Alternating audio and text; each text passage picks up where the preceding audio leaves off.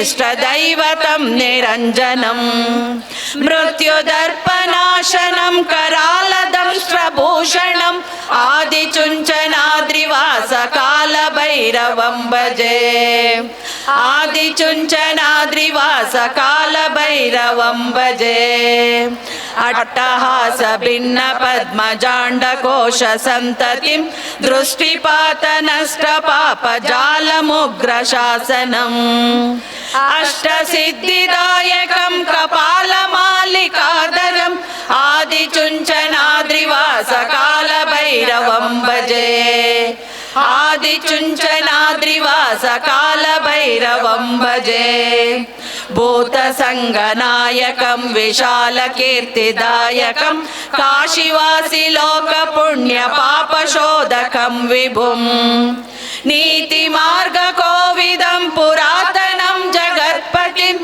आदिचुञ्चनाद्रिवासकालभैरवं भजे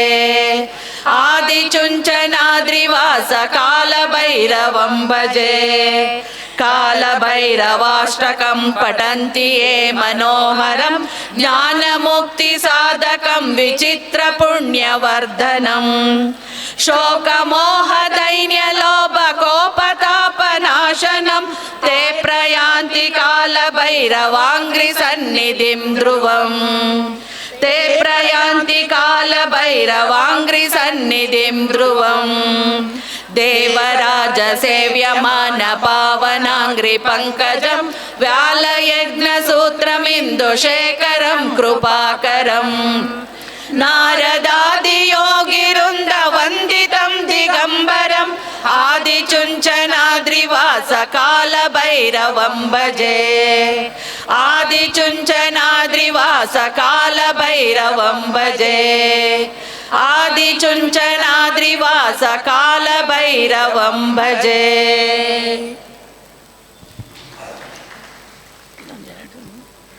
ದಾರಿ ತಿಂಗಳ ಮಾಮನ ತೇರು ಪವಿತ್ರ ಹುಣ್ಣಿಮೆಯ ಕಾರ್ಯಕ್ರಮದ ಮೊದಲಿಗೆ ಇದೀಗ ಸ್ವಾಗತ ನೃತ್ಯ ಪ್ರಸ್ತುತಪಡಿಸಲಿದ್ದಾರೆ ಶ್ರೀ ಆದಿಚುಂಚನಗಿರಿ ಆಂಗ್ಲ ಮಾಧ್ಯಮ ಶಾಲೆ ಹಾಸನ ಇಲ್ಲಿಯ ವಿದ್ಯಾರ್ಥಿನಿಯರು.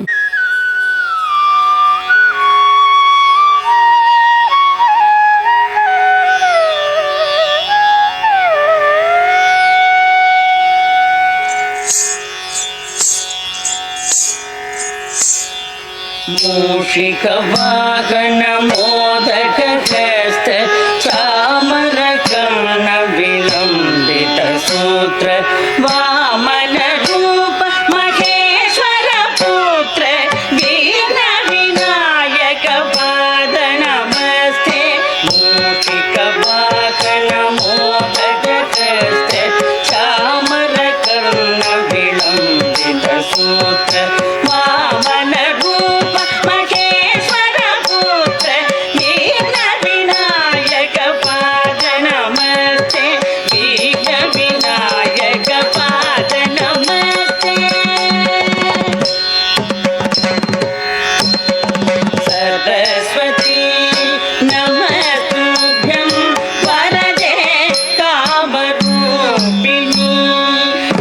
विद्यारम्भं करिष्ये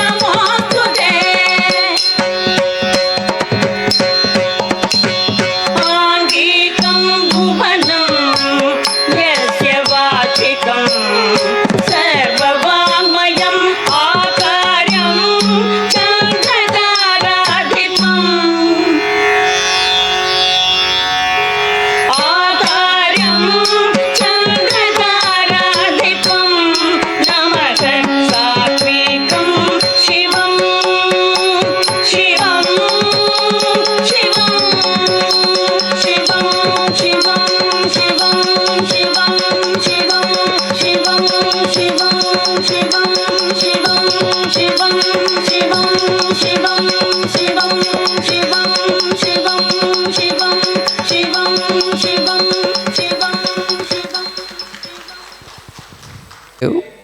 ಓಂ ನಮೋ ಭಗವತೆ ಶ್ರೀ ಬಾಲಗಂಗಾಧರನಾಥಾಯ ನಮಃ.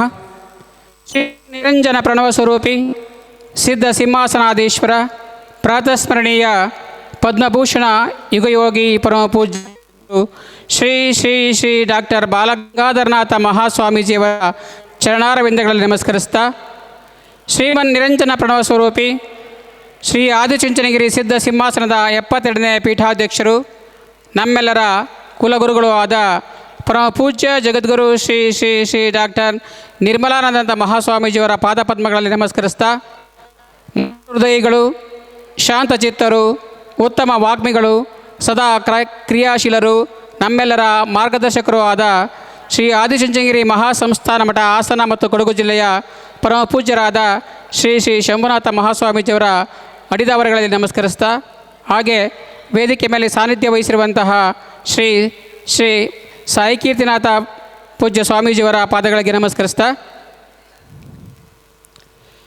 ಇಂದು ಅಧಿಕ ಜ್ಯೇಷ್ಠ ಹುಣ್ಣಿಮೆ. ಈ ಹುಣ್ಣಿಮೆ ಅಪರೂಪದ ಹಾಗೂ ವಿಶೇಷವಾದ ಬ್ಲೂ ಮೂನ್ ಮತ್ತು ಮೈಕ್ರೋ ಮೂನ್ ಆಗಿದೆ.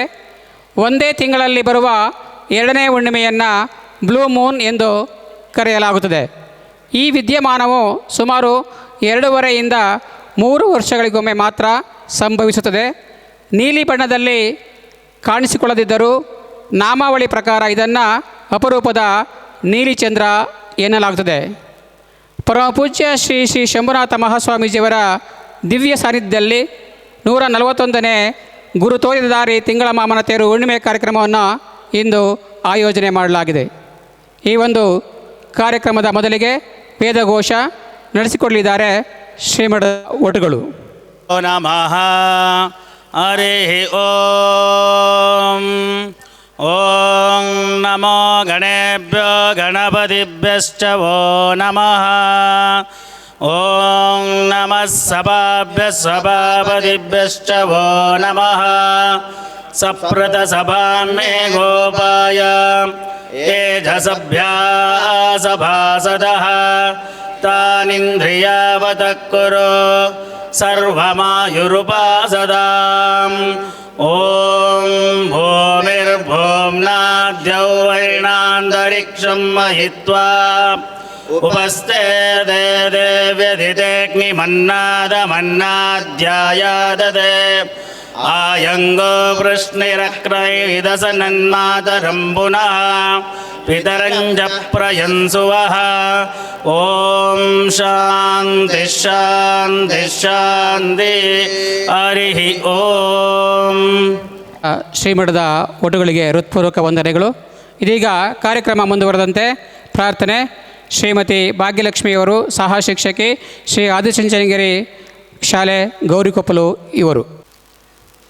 ಶಾರದೆ ದಯೆ ತೋರಿದೆ, ಶಾರದೆ ದಯೆ ತೋರಿದೆ, ನಿನ್ನ ಕರುಣೆಯ ಕಡಲಲ್ಲಿ ಮುತ್ತಾದೆ ನಾ ಮುತ್ತಾದೆ.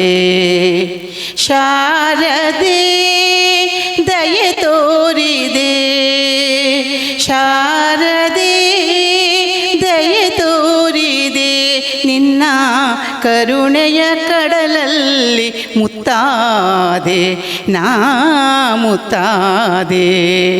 ಶಾರದೆ ಶಾರದೆ. ಹಾಲ ಬೆಳಕಿನಲ್ಲಿ ಬಿಳಿಯ ಕಮಲದಲ್ಲಿ ಬಿಳಿಯ ವಸ್ತ್ರವನ್ನು ಧರಿಸಿ, ಬಿಳಿಯ ಕುಸುಮಗಳ ಮಾಲೆ ಕೊರಳಲಿರೆ ಬೆಳ್ಳಿ ವೀಣೆಯನ್ನು ನುಡಿಸಿ, ನಿನ್ನ ಕಂಗಳ ಬೆಳಕನು ನನ್ನ ಕಂಗಳಲ್ಲಿ ತುಂಬಿದೆ, ನಿನ್ನ ಕಂಗಳ ಬೆಳಕನು ನನ್ನ ಕಂಗಳಲ್ಲಿ ತುಂಬಿದೆ. ಏಳು ಮಗುವೆ ಮೇಲೇಳು ಎಂದು ಹೊಸ ಬಾಳ ತಂದೆಯಮ್ಮ. ಶಾರದೆ ದಯೆ ತೋರಿದೆ, ಶಾರದೆ ದಯೆ ತೋರಿದೆ, ನಿನ್ನ ನಿನ್ನ ಕರುಣೆಯ ಕಡಲಲ್ಲಿ ಮುತ್ತಾದೆ ನಾ ಮುತ್ತಾದೆ. ಶಾರದೆ ಶಾರದೆ ಅಂಧಕಾರದಲ್ಲಿ ನೊಂದು ಬಳಲುತ್ತಿರೆ ಬಂದು ಕೈಯ ಹಿಡಿದೆ. ಕಂದಯ ಕಳುವೆ ಮುಂದೆ ದಾರಿದೆ ಎಂದು ನೀನೆ ನುಡಿದೆ. ತಂದೆ ತಾಯಿಯ ಪುಣ್ಯವೋ ನಾನೆಂದು ಮಾಡಿದ ಪೂಜೆಯೋ, ತಂದೆ ತಾಯಿಯ ಪುಣ್ಯವೋ ನಾನೆಂದು ಮಾಡಿದ ಪೂಜೆಯೋ. ಇಂದು ನಿನ್ನ ಕೃಪೆಯಿಂದ ನಾನು ಆನಂದ ಪಡೆದೆ ನಮ್ಮ ಶಾರದೆ ದಯೆ ತೋರಿದೆ. ಶಾರದೆ ದಯೆ ತೋರಿದೆ ನಿನ್ನ ಕರುಣೆಯ ಕಡಲಲ್ಲಿ ಮುತ್ತಾದೆ ನಾ ಮುತ್ತಾದೆ. ಶಾರದೆ ಶಾರದೆ ಹೃತ್ಪೂರ್ವಕ ವಂದನೆಗಳನ್ನು ಅರ್ಪಿಸ್ತಾ ಇದ್ದೇನೆ. ಇದೀಗ ಈ ಒಂದು ಪವಿತ್ರ ವೇದಿಕೆಯಲ್ಲಿ ದಿವ್ಯ ಸಾನ್ನಿಧ್ಯ ವಹಿಸಿರುವಂತಹ ಪರಮ ಪೂಜ್ಯರನ್ನು ಅತ್ಯಂತ ಭಕ್ತಿಯಿಂದ ಹಾಗೂ ತಮ್ಮೆಲ್ಲರನ್ನ ಅತ್ಯಂತ ಪ್ರೀತಿಯಿಂದ ಈ ಒಂದು ಪವಿತ್ರ ಕಾರ್ಯಕ್ರಮಕ್ಕೆ ಸ್ವಾಗತಿಸಲಿದ್ದಾರೆ ಶ್ರೀಯುತ ದರ್ಶನ್ ರವರು, ಮುಖ್ಯ ಶಿಕ್ಷಕರು, ಶ್ರೀ ಆದಿಚುಂಚನಗಿರಿ ಆಂಗ್ಲ ಮಾಧ್ಯಮ ಶಾಲೆ ಹಾಸನ ಇವರು.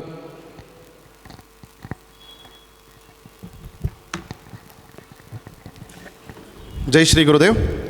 ಪರಮ ಪೂಜ್ಯ ಜಗದ್ಗುರು ಪದ್ಮಭೂಷಣ ಶ್ರೀ ಶ್ರೀ ಶ್ರೀ ಡಾಕ್ಟರ್ 72ನೇ ಪೀಠಾಧ್ಯಕ್ಷರಾದಂತಹ ಪರಮ ಪೂಜ್ಯ ಜಗದ್ಗುರು ಶ್ರೀ ಶ್ರೀ ಶ್ರೀ ಡಾಕ್ಟರ್ ನಿರ್ಮಲಾನಂದನಾಥ ಮಹಾಸ್ವಾಮೀಜಿಯವರ ಪಾದ ಕಮಲಗಳಿಗೆ ನಮಸ್ಕರಿಸುತ್ತಾ ಹಾಗೂ ಪರಮ ಪೂಜ್ಯ ಶ್ರೀ ಶ್ರೀ ಶಂಭುನಾಥ ಸ್ವಾಮೀಜಿಯವರಿಗೆ ನಮಸ್ಕರಿಸುತ್ತಾ ಶ್ರೀ ಆದಿಚುಂಚನಗಿರಿ ಮಹಾಸಂಸ್ಥಾನ ಮಠ ಹಾಸನ ವತಿಯಿಂದ ಪ್ರತಿ ತಿಂಗಳು ಆಯೋಜಿಸುವಂತೆ 141ನೇ ಗುರು ತೋರಿದ ದಾರಿ ತಿಂಗಳ ಮಾಮನ ತೇರು ಹುಣ್ಣಿಮೆ ಕಾರ್ಯಕ್ರಮವನ್ನು ಆಯೋಜನೆ ಮಾಡಲಾಗಿದೆ. ಈ ಕಾರ್ಯಕ್ರಮದ ದಿವ್ಯ ಸಾನ್ನಿಧ್ಯವನ್ನು ವಹಿಸಿರುವ ಕೊಡಗು ಮತ್ತು ಹಾಸನ ಜಿಲ್ಲೆಯ ಆದಿಚುಂಚನಗಿರಿ ಮಹಾಸಂಸ್ಥಾನ ಮಠದ ಕಾರ್ಯದರ್ಶಿಗಳಾಗಿರುವ ಪರಮ ಪೂಜ್ಯ ಶ್ರೀ ಶ್ರೀ ಶಂಭುನಾಥ ಸ್ವಾಮೀಜಿಯವರಿಗೆ ನಿಮ್ಮೆಲ್ಲರ ಪರವಾಗಿ ಹೃದಯಪೂರ್ವಕ ಸ್ವಾಗತವನ್ನು ಕೋರುತ್ತೇನೆ.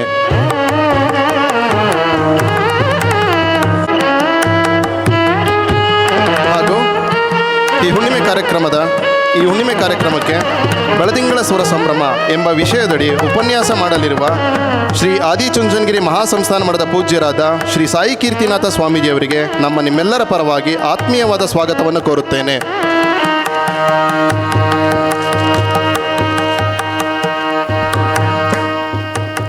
ಹಾಗೂ ಶ್ರೀ ಆದಿಚುಂಚನಗಿರಿ ಮಹಾಸಂಸ್ಥಾನ ಮಠದ ಭಜನಾ ಮಂಡಳಿಯ ಪದಾಧಿಕಾರಿಗಳು, ಅಧ್ಯಕ್ಷರು ಹಾಗೂ ಎಲ್ಲ ಸದಸ್ಯರಿಗೂ ಕೂಡ ನಿಮ್ಮೆಲ್ಲರ ಪರವಾಗಿ ಸ್ವಾಗತವನ್ನು ಕೋರುತ್ತೇನೆ.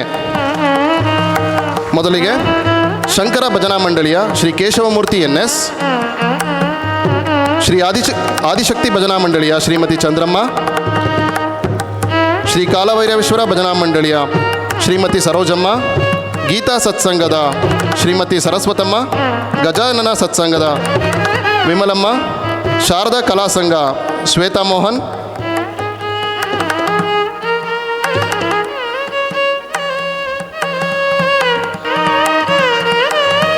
ಶ್ರೀ ಶಾಂತಲಕ್ಷ್ಮಿ ಸಂಘದ ಶ್ರೀಮತಿ ಲಕ್ಷ್ಮಿ, ಛಾಯಾಪುತ್ರ ಭಜನಾ ಮಂಡಳಿಯ ಯೋಗ ಸಾವಿತ್ರಿ, ಶ್ರೀ ಲಲಿತಾ ದೇವಿ ಗ್ರೂಪ್ಸ್ ಶ್ರೀಮತಿ ಲಕ್ಷ್ಮಿ, ರೇಣುಕಾ ಯಲ್ಲಮ್ಮ ಮಹಿಳಾ ಭಜನಾ ಮಂಡಳಿಯ ವರಲಕ್ಷ್ಮಿ, ಶ್ರೀ ಶನೇಶ್ವರ ಭಜನಾ ಮಂಡಳಿಯ ಶಿವಣ್ಣ ಆಚಾರ್, ಬೆನಕ ಭಜನಾ ಮಂಡಳಿಯ ರಾಣಿ, ಸಿರಿಕೃಪಾ ಭಜನಾ ಮಂಡಳಿಯ ರಾಧಿಕಾ, ಹಾಸನಾಂಬ ಕಲಾ ತಂಡದ ಪದ್ಮಾವತಿ ವೆಂಕಟೇಶ್, ಇವರೆಲ್ಲರಿಗೂ ಕೂಡ ಸ್ವಾಗತವನ್ನು ಕೋರುತ್ತೇನೆ.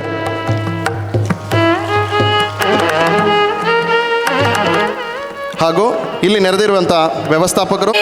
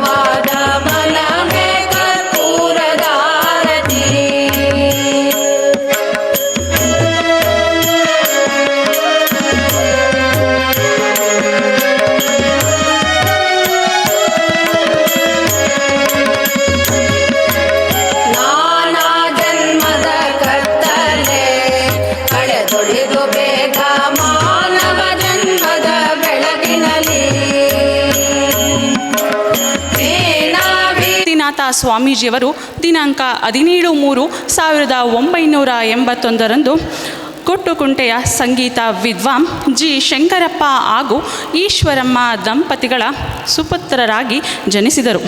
ಇವರು ಬಾಲ್ಯದಿಂದಲೇ ತಂದೆಯವರಿಂದ ಹಾರ್ಮೋನಿಯಂ ಹಾಗೂ ಗಾಯನದಲ್ಲಿ ಸಂಗೀತ ಪಾಠ, ನಂತರದಲ್ಲಿ ಪ್ರಖ್ಯಾತ ಸಂಗೀತ ಗುರುಗಳಾದ ಲಗ್ಗುಂಡಿ ಜಯರಾಮ್ ಅವರ ಶಿಷ್ಯರಾದ ವಿದ್ವಾನ್ ಡಿ ಸತ್ಯನಾರಾಯಣವರ ಬಳಿ ಪಿಟೀಲು ಸಂಗೀತ ಅಭ್ಯಾಸ ನಡೆಸಿದರು.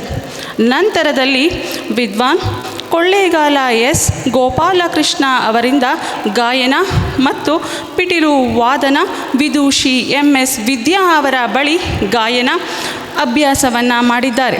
ವಿದ್ವಾನ್ ರಘುರಾಮ್ ಅವರ ಬಳಿ ಹಾರ್ಮೋನಿಯಂ ಮತ್ತು ಗಾಯನ ಅಭ್ಯಾಸವನ್ನು ಮಾಡಿದ್ದಾರೆ. ಬೆಂಗಳೂರು ವಿಶ್ವವಿದ್ಯಾಲಯದಿಂದ ಸಂಗೀತದಲ್ಲಿ ಸ್ನಾತಕೋತ್ತರ ಪದವಿಯನ್ನು ಪಡೆದಿದ್ದಾರೆ.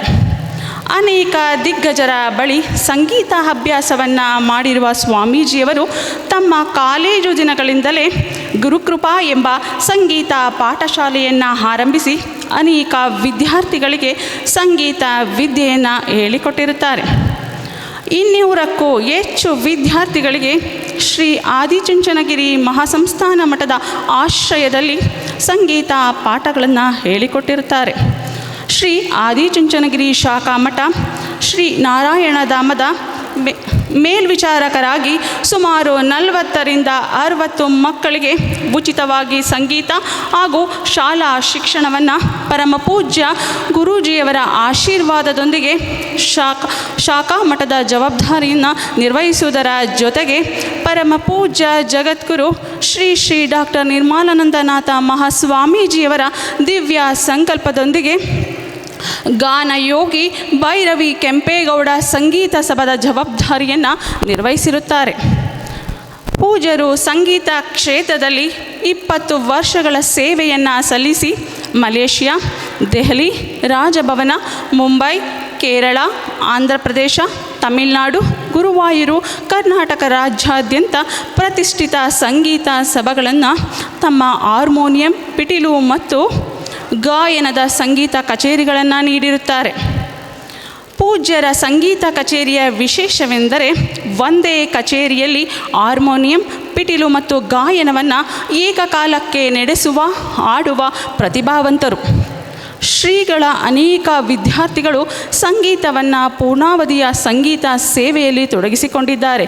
ಮತ್ತು ಕೆಲವರು ಸಂಗೀತ ಶಿಕ್ಷಕರಾಗಿ ತಮ್ಮ ಜೀವನ ರೂಪಿಸಿಕೊಂಡಿದ್ದಾರೆ. ಶ್ರೀ ಸಾಯಿ ಕೀರ್ತಿನಾಥ ಸ್ವಾಮೀಜಿಯವರು ಜಗದ್ಗುರು ಪರಮಪೂಜ್ಯ ಶ್ರೀ ಡಾಕ್ಟರ್ ಬಾಲಗಂಗಾಧರನಾಥ ಮಹಾಸ್ವಾಮೀಜಿ ಹಾಗೂ ಪರಮಪೂಜ್ಯ ಶ್ರೀ ಡಾಕ್ಟರ್ ನಿರ್ಮಲಾನಂದನಾಥ ಮಹಾಸ್ವಾಮೀಜಿಯವರ ಕೃಪಾಶೀರ್ವಾದದಿಂದ ಎಲ್ಲರಿಗೂ ಸಂಗೀತ ಸನ್ಮಾರ್ಗವನ್ನು ತೋರಲು ಬ್ರಹ್ಮಚಾರಿಯಾಗಿ ತಮ್ಮ ಜೀವನವನ್ನೇ ಸಂಗೀತಕ್ಕಾಗಿ ಮುಡಿಪಾಗಿಟ್ಟಿದ್ದಾರೆ. ಶ್ರೀಗಳನ್ನು 141ನೇ ಗುರು ತೋರಿದ ದಾರಿ ತಿಂಗಳ ಮಾಮನ ತೇರು ಪವಿತ್ರ ಹುಣ್ಣಿಮೆಯ ಕಾರ್ಯಕ್ರಮದಲ್ಲಿ ಪರಮಪೂಜ್ಯ ಶ್ರೀ ಶಂಭುನಾಥ ಮಹಾಸ್ವಾಮೀಜಿಯವರ ದಿವ್ಯ ಸಾನ್ನಿಧ್ಯದಲ್ಲಿ ಶ್ರೀ ಮಠವು ಅತ್ಯಂತ ಅಭಿಮಾನ, ಹೆಮ್ಮೆಯಿಂದ ಇಂದು ಗೌರವಿಸುತ್ತಿದೆ.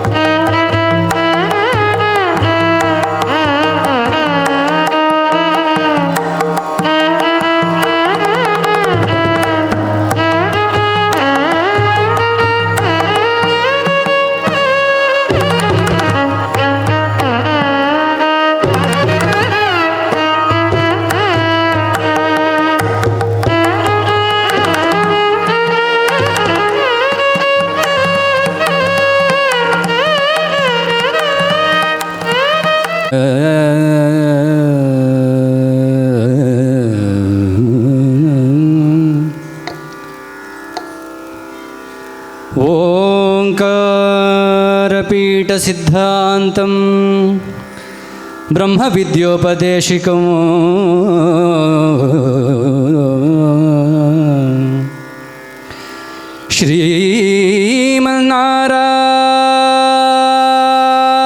श्रीमन्नारायणं सूर्यं सद्गुरुभ्यो नमः।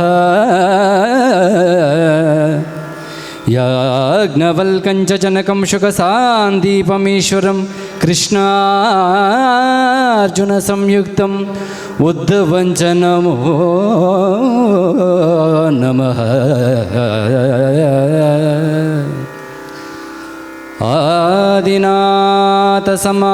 आदिनाथसमारम्भां नवनाथमध्यमां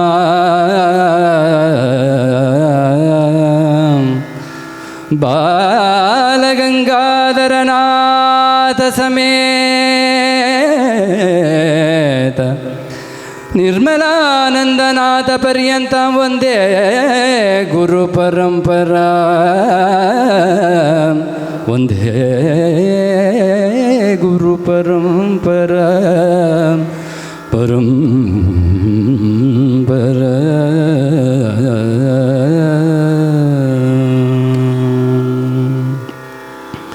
महागणपतिं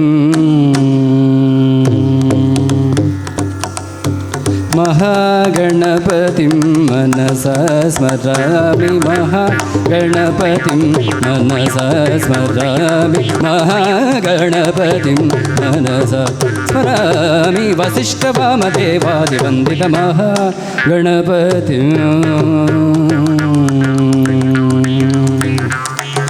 महादेवसुतं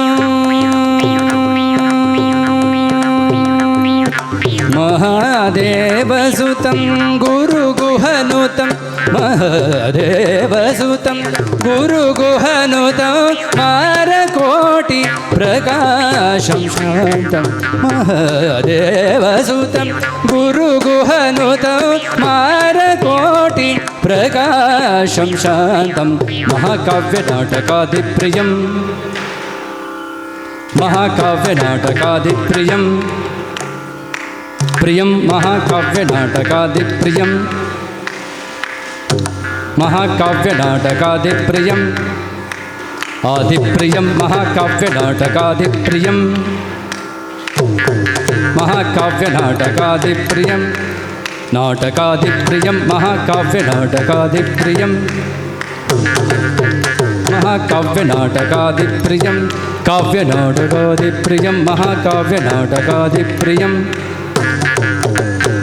महाकाव्यनाटकादिप्रियं मूषिकवाहनमोदकप्रियं महाकाव्यनाटकादिप्रियं मूषिकवाहनमोदकप्रियं महागणपतिं मनसा स्मरामि वसिष्ठवामदेवादिवन्दितमः गणपतिं मनसा स्मरामि।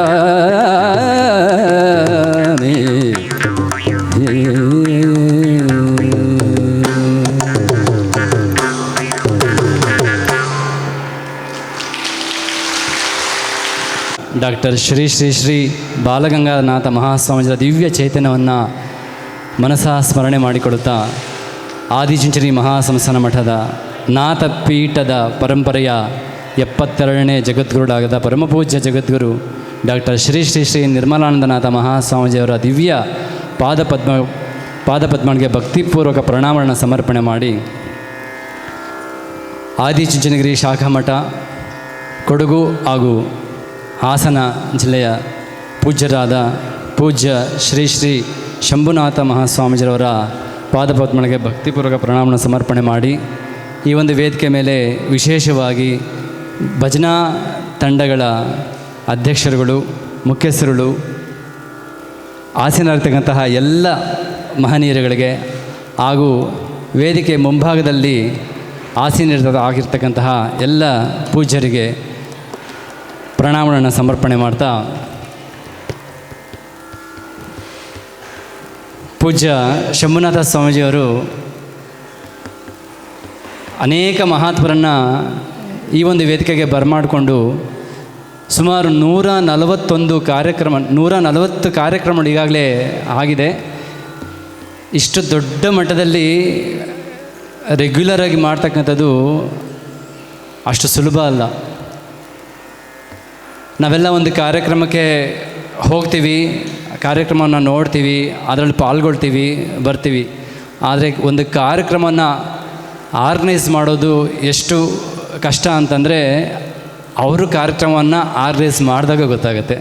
ನಾವು ನಿಂತು ಕಾರ್ಯಕ್ರಮವನ್ನು ಮಾಡಿಸಿದಾಗ ಅದರ ಕಷ್ಟ ಏನಿದೆ ಅನ್ನೋದು ಗೊತ್ತಾಗುತ್ತೆ.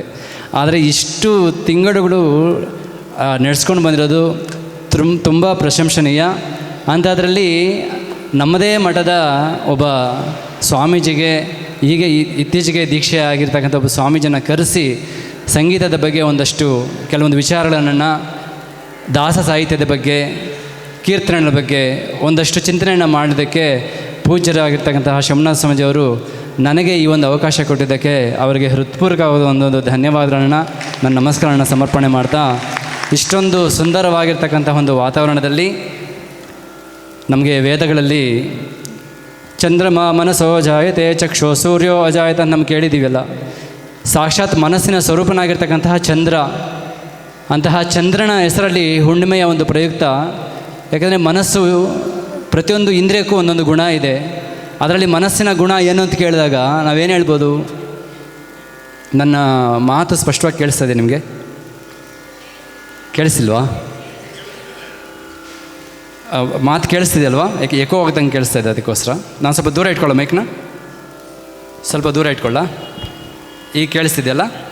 ಹಾಂ, ಏನಾದ್ರು ಪ್ರಾಬ್ಲಮ್ ಅಂದರೆ ದಯವಿಟ್ಟು ಹೇಳಿ. ಹಾಂ, ಮನಸ್ಸಿನ ಗುಣ ಏನು? ಒಂದೊಂದು ಇಂದ್ರಿಯಕ್ಕೆ ಒಂದೊಂದು ಗುಣ ಇದೆ. ಮನಸ್ಸಿನ ಗುಣ ಏನು ಅಂತ ಕೇಳಿದಾಗ ನಾವೆಲ್ಲ ಹೇಳ್ಬೋದು, ಎಲ್ರಿಗೂ ಗೊತ್ತಿರ್ತಕ್ಕಂಥದ್ದು ಚಂಚಲ ಅಂತ, ಸ್ಥಿರತೆ ಇಲ್ಲ. ಮನಸ್ಸಿನ ಗುಣನೇ, ಸ್ವಭಾವನೇ ಚಂಚಲ ಅಂತ. ಅಂತಹ ಮನಸ್ಸನ್ನು ಏಕಾಗ್ರತೆಗೊಳಿಸೋದು ಹೇಗೆ? ಸಾಕ್ಷಾತ್ ಶ್ರೀಕೃಷ್ಣ ಪರಮಾತ್ಮನಿಗೆ ಅರ್ಜುನ ಕೇಳಿದಾಗ ಮನಸ್ಸನ್ನು ಹತೋಟಿಲಿಡೋದು ತುಂಬ ಕಷ್ಟ ಕೃಷ್ಣ, ನೀನೇನೋ ಹೇಳ್ತೀಯ, ಮನಸ್ಸನ್ನು ಹತೋಟಿಲಿ ಇಟ್ಕೊಂಡ್ರೆ ಸಾಕು ಅಂತಂದಾಗ ಸ್ವಾಮಿ ಅಭ್ಯಾಸದಿಂದ ಏನು ಬೇಕಾದರೂ ಸಾಧನೆ ಮಾಡ್ಬೋದು, ವೈರಾಗ್ಯ ಮತ್ತು ಅಭ್ಯಾಸದಿಂದ ನೀನು ಮನಸ್ಸನ್ನು ಕಂಟ್ರೋಲ್ ತೊಗೋಬೋದು ಅಂತ ಸ್ವಾಮಿ ಹೇಳ್ತಾರೆ. ಅಂತಂದರೆ ಮನಸ್ಸನ್ನು ನಾವು ಏಕಾಗ್ರತೆಯನ್ನು ತರಿಸ್ಕೊಳ್ಳೋದಕ್ಕೆ ಇಂತಹ ಒಂದು ಸತ್ಸಂಗ ಕಾರ್ಯಕ್ರಮಗಳು ನಮಗೆ ತುಂಬ ಸಹಾಯ ಆಗುತ್ತೆ. ಭಜನಾ ಕಾರ್ಯಕ್ರಮಗಳು ಕಲಿಯುಗದಲ್ಲಿ ವಿಶೇಷವಾಗಿ ನಾವೆಲ್ಲ ಕೇಳಿದ್ದೀವಿ, ಈ ಕಲಿಯುಗದಲ್ಲಿ ಅತ್ಯಂತ ಸುಲಭವಾದ ಮಾರ್ಗ ನಾಮ ಸಂಕೀರ್ತನೆ ಅಂತ. ನಾಮ ಸಂಕೀರ್ತನೆಯಿಂದ ಭಗವಂತನಿಗೆ ಸಮೀಪಕ್ಕೆ ನಾವು ಹೋಗೋದಕ್ಕೆ ತುಂಬ ಸಹಾಯ ಆಗುತ್ತೆ ಅಂತ. ಅಂತಹ ನಾಮ ಸಂಕೀರ್ತನೆಯನ್ನು ಪ್ರತಿ ಮಂಗಳವಾರ, ಪ್ರತಿ ಶುಕ್ರವಾರ ಸುಮಾರು ಪೂಜ್ಯ ಸ್ವಾಮೀಜಿಯವರು ಹೇಳ್ತಾಯಿದ್ರು 20 ವರ್ಷಗಳಿಂದ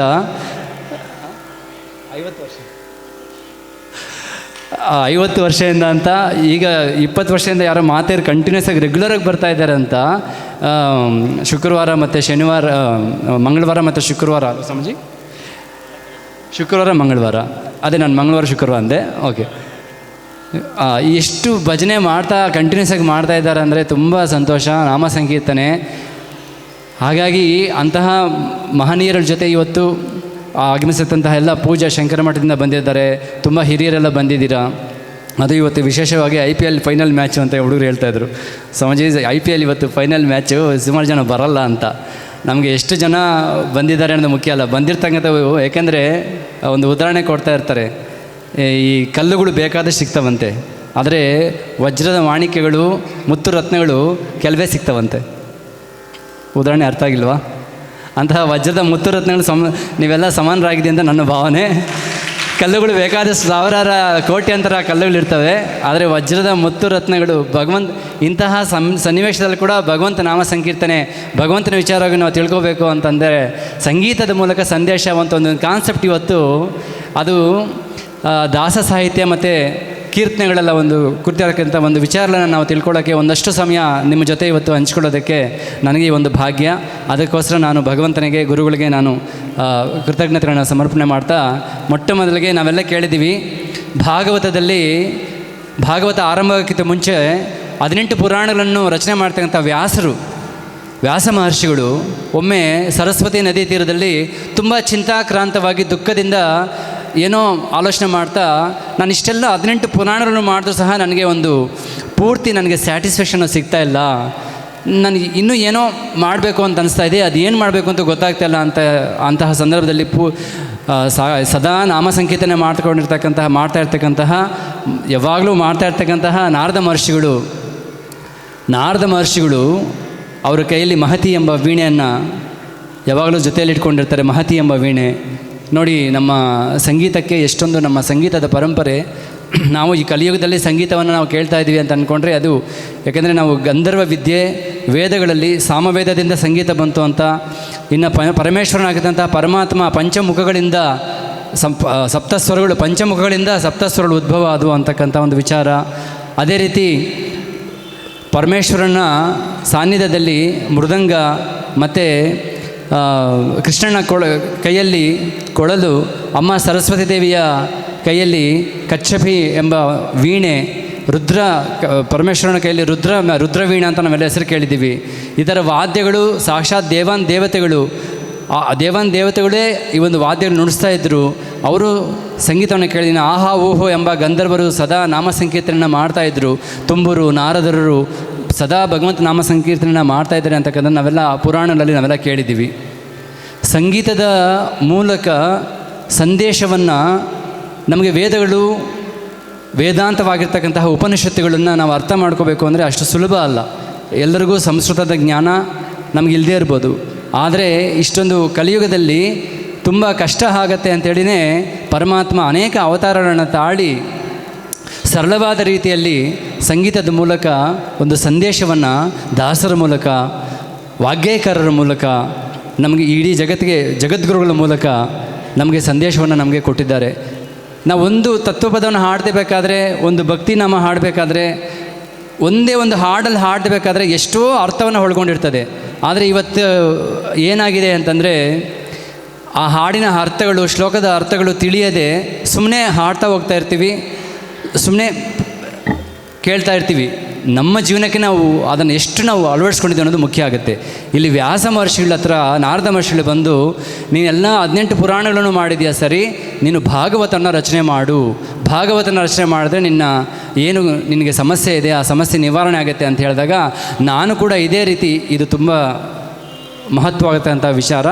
ನಾರದ ಮಹರ್ಷಿಗಳು ನಾನು ಇದೇ ರೀತಿ ನನ್ನ ಮನಸ್ಸಿಗೆ ಸಮಾಧಾನ ಇಲ್ದಿರ ನನ್ನ ಭೂಲೋಕದಲ್ಲಿ ಬಂದು ಎಲ್ಲ ಸಂಚಾರ ಮಾಡ್ತಾ ಇರಬೇಕಾದ್ರೆ ಎಲ್ಲೂ ಭಕ್ತಿ ಆಗಲಿ, ಜ್ಞಾನ ಆಗಲಿ, ವೈರಾಗ್ಯ ಆಗಲಿ, ಇದ್ರಿಗೆ ಸಂಬಂಧಪಟ್ಟಿದ್ದು ಎಲ್ಲೂ ನನಗೇನು ಕಾಣಿಸ್ತಾ ಇರಲಿಲ್ಲ ಅಂತ ಕೇಳಿದಾಗ ಒಮ್ಮೆ ವ್ಯಾಸ ಮಹರ್ಷಿಗಳಿಗೆ ನಾರದ ಮಹರ್ಷಿಗಳು ಹೇಳ್ತಾ ಇದ್ದಾರೆ. ನಾರದ ಮಹರ್ಷಿಗಳು ವ್ಯಾಸ ಮಹರ್ಷಿಗಳಿಗೆ ಹೇಳ್ತಾ ಇದ್ದಾರೆ, ಒಮ್ಮೆ ನಾನು ಬೃಂದಾವನಕ್ಕೆ ಹೋದಾಗ ಒಬ್ಬ ಸುಂದರವಾಗಿರ್ತಕ್ಕಂತಹ ಒಬ್ಬ ಯುವತಿ, 2 ಮಕ್ಕಳು ಆಕೆಗೆ. ಆ ಯುವತಿ ಅಳ್ತಾ ಇದ್ದಾಳೆ, ಕಣ್ಣೀರು ಹಾಕ್ಕೊಂಡು. ಆ ಮಕ್ಕಳು 2 ವಯಸ್ಸಾಗೋಗಿದೆ, ಅವ್ರಿಗೆ ಮುದುಕರಾಗಿದ್ದಾರೆ. ಒಂದು ಸ್ವಲ್ಪ ವಿಚಿತ್ರ ಅನ್ಸುತ್ತಲ್ಲ ಕೇಳಲಿಕ್ಕೆ. ತಾಯಿ ವಯಸ್ಸಾಗಿದ್ದಾಳೆ, ತಾಯಿ ವಯಸ್ಸಲ್ಲಾಗ್ತಾ ಯುವತಿ, 2 ಮಕ್ಕಳು ಮುದುಕರಾಗಿದ್ದಾರೆ. ಆಕೆ ಅಳ್ತಾ ಇದ್ದಾಳೆ. ನಾರದ ಮಹರ್ಷಿಗಳು, ಅಮ್ಮ ಯಾಕೆ ನೀನು ಅಳ್ತಾ ಇದೀಯಾ? ಇವ್ರು ಯಾರು ಅಂದರೆ, ಇವ್ರು ನನ್ನ ಮಕ್ಕಳು ಮುದುಕರಾಗೋಗಿದ್ದಾರೆ, ಅದಕ್ಕೆ ಅಳ್ತಾ ಇದ್ದೀನಿ ಅಂತ. ನೀನು ಯಾರು, ನೀನು ಹೆಂಗೆ ಯುವತಿಯಾಗಿದೆಯಾ ಅಂತ ಕೇಳಿದಾಗ, ನಾನು ಭಕ್ತಿ ಅಂತ ಆ ತಾಯಿ ಹೇಳ್ತಾಳೆ. ಈ ಮುದುಕರಾಗಿರ್ತಕ್ಕಂತಹ ವ್ಯಕ್ತಿಗಳು ಜ್ಞಾನ ಮತ್ತು ವೈರಾಗ್ಯ, ಅಥವಾ ವೈರಾಗ್ಯ ಮತ್ತು ಜ್ಞಾನ ಅಂತ, ಭಕ್ತಿ ಜ್ಞಾನ ವೈರಾಗ್ಯ ಅಂತ ನಾವು ಹೇಳ್ತೀವಲ್ವಾ. ಭಕ್ತಿ, ನಾನು ಕೂಡ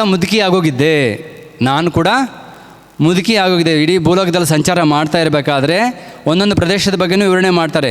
ಅದರಲ್ಲಿ ನಮ್ಮ ಕರ್ನಾಟಕ ರಾಜ್ಯದ ಕೂಡ ಉಲ್ಲೇಖ ಆಗುತ್ತೆ.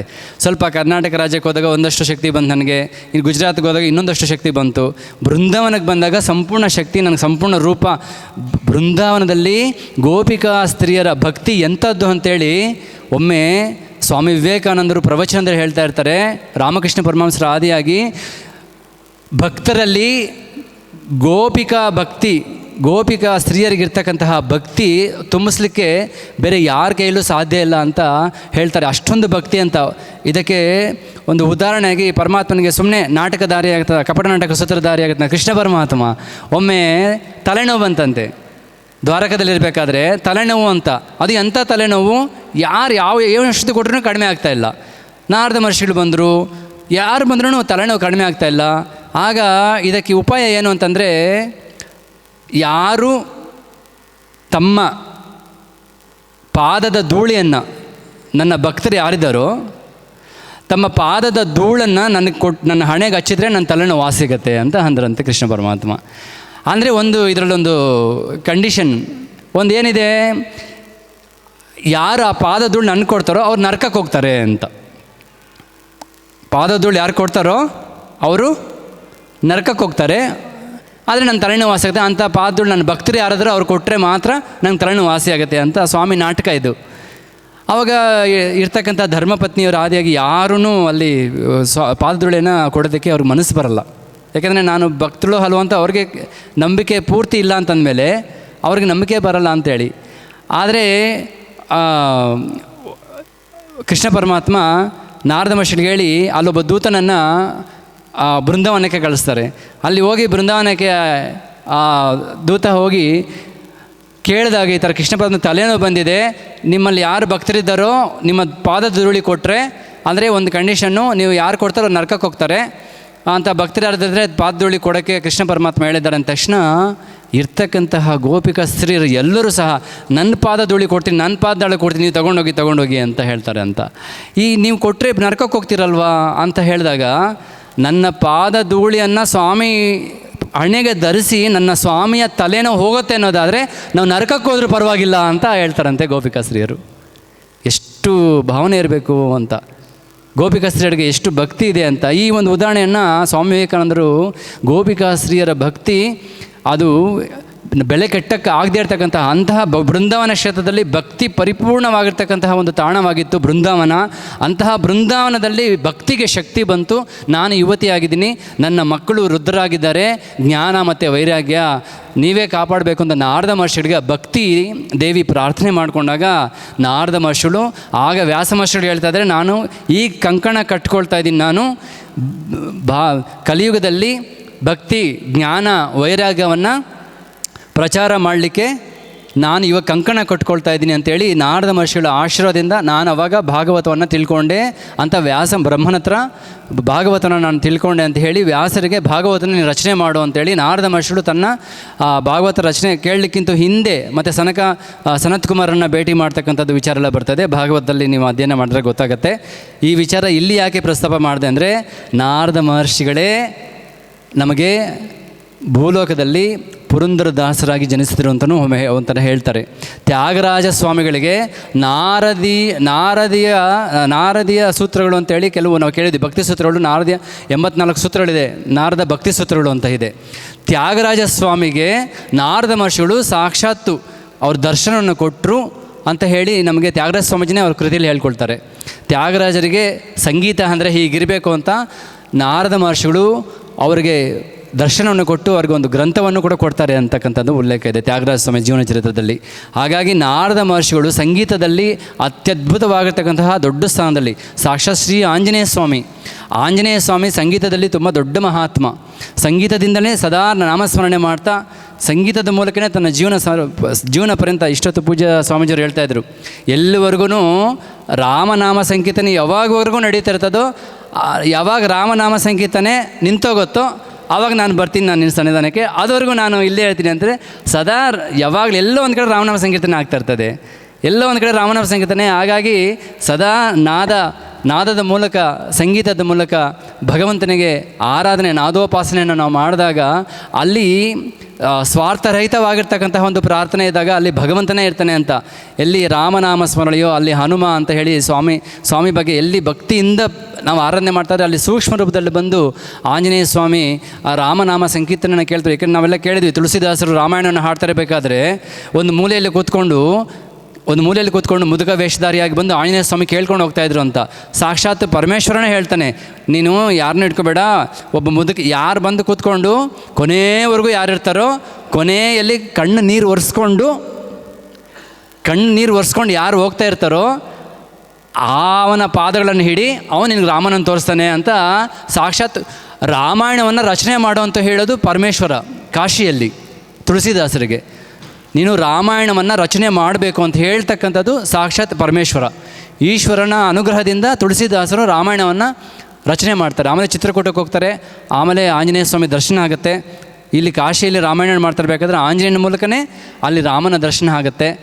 ಹಾಗಾಗಿ ನಾದದಿಂದ, ನಾಮ ಸಂಕೀರ್ತನೆಯಿಂದ ಆ ಮಹಾತ್ಮರು ಎಷ್ಟೋ ಜನ, ಪುರಂದರದಾಸರು, ಕನಕದಾಸರು, ಶ್ರೀಪಾದರಾಯರು, ವ್ಯಾಸರಾಯರು, ನಾವು ಈ ಥರ ಹೇಳ್ಕೊಂಡು ಬಂದರೆ ತ್ಯಾಗರಾಜರು, ಅನ್ನಮಾಚಾರ್ಯರು, ಮುತ್ತುಸ್ವಾಮಿ ದೀಕ್ಷಿತರು, ಶ್ಯಾಮಶಾಸ್ತ್ರಿಗಳು, ಅನೇಕ ಮಹಾತ್ಮರು, ಶ್ರೀರಾಮದಾಸರು, ಸಾಕ್ಷಾತ್ ಅವರು ಭಗವಂತನಿಂದ ನಾಮ ಸಂಗೀತದಿಂದ ಹಾಡ್ತಾ ಭಗವಂತನಲ್ಲಿ ತಲ್ಲೀನರಾಗಿ ಎಲ್ಲವನ್ನು ಸಹ ಸಮರ್ಪಣೆ ಮಾಡಿ, ಭಗವಂತ ನೀನೊಬ್ಬನೇ ಅಂತ, ನೀನೊಬ್ಬನೇ ಸರ್ವಶ್ರೇಷ್ಠನಾಗಿರ್ತಕ್ಕಂಥ ನೀನೊಬ್ಬನೇ, ನಿನ್ನನ್ನು ನಂಬಿ ನಾನು ಬಂದಿದ್ದೀನಿ, ನನ್ನನ್ನು ಕಾಪಾಡು ಪರಮಾತ್ಮ ಅಂತಕ್ಕಂಥ ಭಕ್ತಿ, ಜ್ಞಾನ, ವೈರಾಗ್ಯಕ್ಕೆ ಸಂಬಂಧಪಟ್ಟಿರ್ತಕ್ಕಂತಹ ಗೀತೆಗಳನ್ನು, ಕೃತಿಗಳನ್ನು ಹಲವಾರು ಪುರಂದರದಾಸರು 84 ಲಕ್ಷ ಕೃತಿಗಳನ್ನು ಮಾಡಿದ್ದಾರೆ ಅಂತ ಒಂದು ಕಡೆ ಉಲ್ಲೇಖ ಇದೆ.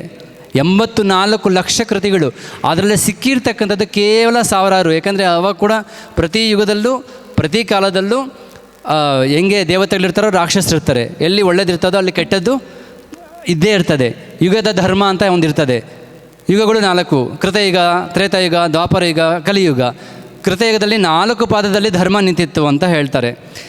ಇನ್ನು ತ್ರೇತಾಯುಗದಲ್ಲಿ 3 ಪಾದದಲ್ಲಿ ಮಾತ್ರ ಧರ್ಮ ನಿಂತಿದ್ದು, 1 ಪಾದ ಅಧರ್ಮ. ದ್ವಾಪರ ಯುಗದಲ್ಲಿ 2 ಪಾದ ಧರ್ಮ, 2 ಪಾದ ಅಧರ್ಮ. ಕಲಿಯುಗದಲ್ಲಿ 3 ಪಾದ ಅಧರ್ಮ, 1 ಪಾದ.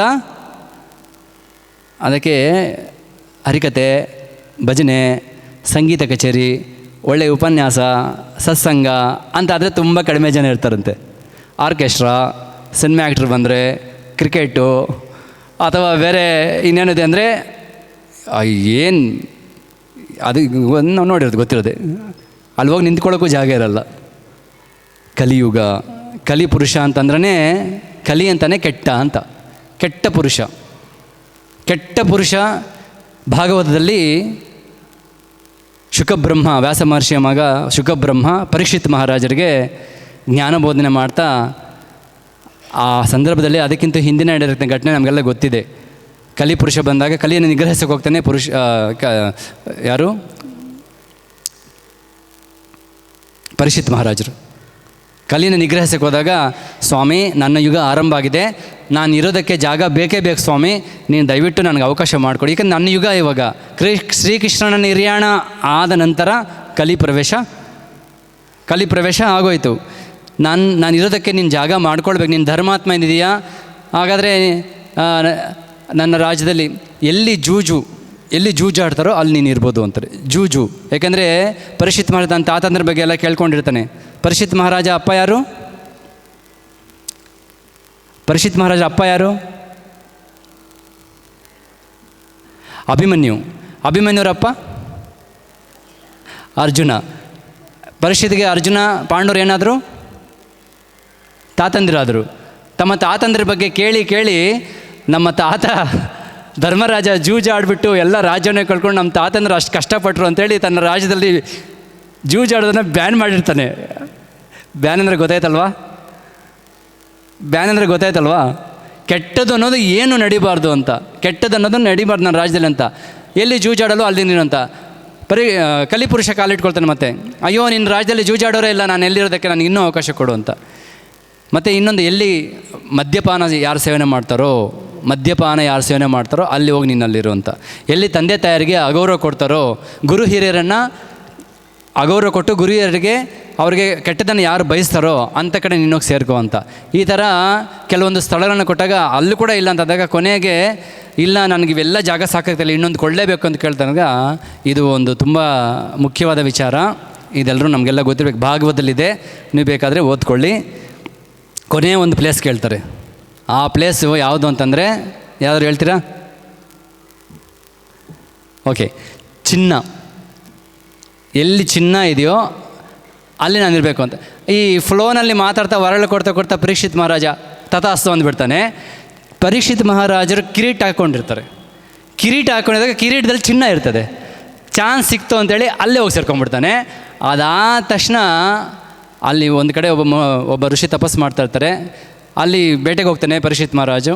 ಅಲ್ಲಿ ನೀರು ಕುಡಿಬೇಕು ಅಂತಂದು ಹೋದಾಗ ನೀರಿರಲ್ಲ. ಆ ಋಷಿ ಕೊರಳಲ್ಲಿ ಸತ್ತೋಗಿರ್ತಕ್ಕಂಥ ಒಂದು ಹಾವಾಗ್ತಾನೆ. ಆ ಋಷಿಯ ಮಗ ಶಾಪ ಕೊಟ್ಬಿಡ್ತಾನೆ, 7 ದಿವಸದಲ್ಲಿ ತಕ್ಷಕ ಎಂಬ ಹಾವು ಬಂದು ಕಚ್ಚಿ ಸಾಯಿಸಲಿ ಅಂತ. ಈ 7 ದಿವಸದಲ್ಲಿ ನಾನೇನು ಆ ಋಷಿ ಮತ್ತು ತನ್ನ ಶಿಷ್ಯನನ್ನು ಕಳಿಸಿ ಈ ವಿಚಾರನ ರಾಜರಿಗೆ ಮುಟ್ಟಿಸು ಅಂದಾಗ, ಈ 7 ದಿವಸ ನಾನು ಬದುಕಿರ್ತೀನಿ ಅಷ್ಟೇ, ಇನ್ನು ನಾನು ಇಂಥದ್ರಲ್ಲಿ ಏನನ್ನು ತಿಳ್ಕೊಂಡ್ರೆ ಏನು ಮಾಡಿದ್ರೆ ನನ್ನ ಜನ್ಮ ಪಾವರ್ತರಾಗುತ್ತೆ ಅಂತಂದಾಗ ಆವಾಗ ಶುಕಬ್ರಹ್ಮ ಬರ್ತಾರೆ. ಭಗವಂತನ ಲೀಲೆ, ಭಗವಂತನ ನಾಮ ಸಂಕೀರ್ತನೆ, ಭಗವಂತನ ಚಿಂತನೆ, ಕೃಷ್ಣನ ಲೀಲೆಗಳನ್ನು ಆವಾಗ ಭಾಗವತ ಮೊಟ್ಟ ಮೊದಲ ಬಾರಿಗೆ ವ್ಯಾಸ ಮಹರ್ಷಿಗಳಿಂದ ಕೇಳಿರ್ತಕ್ಕಂತಹ ಭಾಗವತನ ಶುಕಬ್ರಹ್ಮ ತನ್ನ ಶಿಷ್ಯನ ಅಂದರೆ ಪರೀಕ್ಷಿತ್ ಮಹಾರಾಜರಿಗೆ, ಶುಕಬ್ರಹ್ಮ ಎಲ್ಲೂ ಹಾಲು ಕರೆದ್ರೆ ಎಷ್ಟು ಸಮಯನೋ ಅಷ್ಟು ಸಮಯ ಮಾತ್ರ ಶುಕಬ್ರಹ್ಮ ನಿಂತ್ಕೊಳ್ತಾರೆ ಅಂತೆ. ಆದರೆ ಪರೀಕ್ಷಿತ್ ಮಹಾರಾಜರಿಗೋಸ್ಕರ ಸಂಪೂರ್ಣ 7 ದಿವಸಗಳು ಕಾಲ ಅನೇಕ ಮಹರ್ಷಿಗಳ ಒಂದು ಸಮ್ಮುಖದಲ್ಲಿ ಭಾಗವತವನ್ನು ಆ ಪ್ರವಚನವನ್ನು ಮಾಡ್ತಾರೆ. ಅಂತಹದರಲ್ಲಿ ಬಂದಿರತಂಥ ವಿಚಾರ ಕಲಿಯುಗದಲ್ಲಿ ತುಂಬ ಕಷ್ಟ. ಭಗವಂತ ನಾಮ ಸಂಕೀರ್ತನೆ ಯಾರು ಮಾಡ್ತಾ ಇರ್ತಾರೋ ಅವರು ಖಂಡಿತವಾಗಲೂ ಭಗವಂತನಿಗೆ ಸಮೀಪಕ್ಕೆ ಹೋಗೋದಕ್ಕೆ, ಅನೇಕ ಪಾಪಗಳನ್ನು ನಾಶ ಮಾಡ್ಕೊಳ್ಳೋದಕ್ಕೆ ಭಗವಂತ ನಾಮ ಸಂಕೀರ್ತನೆ ಭಜನೆ ಅಂದ ತಕ್ಷಣ ಎಷ್ಟು ಸಂತೋಷ ಅಂದರೆ, ಇನ್ನು ನಾವೆಲ್ಲ ಕಚೇರಿ ಮಾಡಬೇಕು ಅಂತಂದರೆ ರಾಗಗಳು, ಸ್ವರ, ಅದಕ್ಕೆ ಕೇಳನೋ ಹರಿ ತಾಳನೋ ತಾಳ ಮೇಳಗಳಿದ್ದು ಪ್ರೇಮವಿಲ್ಲದ ಗಾನ ಅಂತ ದಾಸರು ಹೇಳ್ತಾರೆ. ಕೇಳನೋ ಹರಿ ತಾಳನೋ ತಾಳ ಮೇಳಗಳಿದ್ದು ಪ್ರೇಮವಿಲ್ಲದ ಗಾನ. ಅದಕ್ಕೆ ನೀವೆಲ್ಲ ಕೇಳಿರ್ಬಿಡ್ತೀರಿ,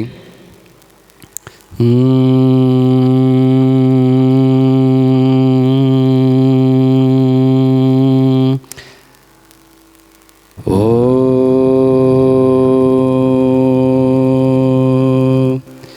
ಕೇಳನೋ ಹರಿತಾಳನೋ ಕೇಳನೋ ಹರಿತಾಳನೋ ತಾಳಮೇಳಗಳಿದು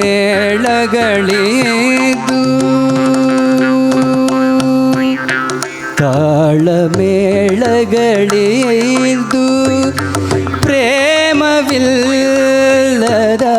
ಗಾನ ಕೇಳನೋ ಹರಿತಾಳನೋ.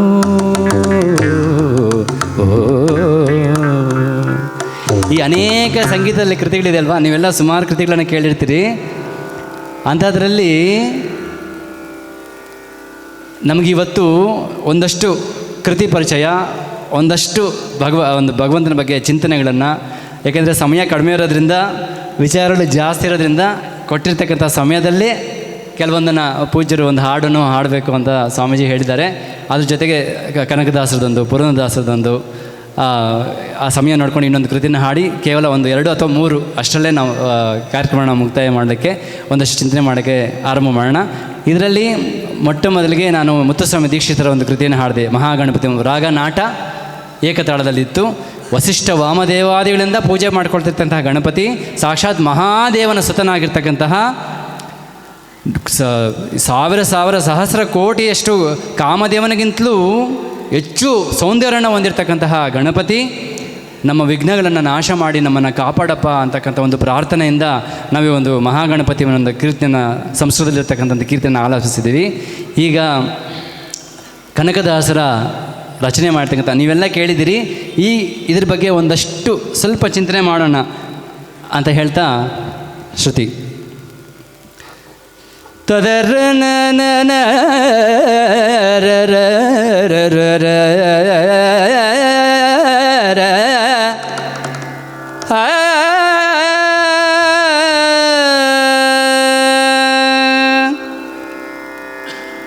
ನೀ ಮಾಯೆಯೊಳಗೋ ನಿನ್ನೊಳು ಮಾಯೆಯೋ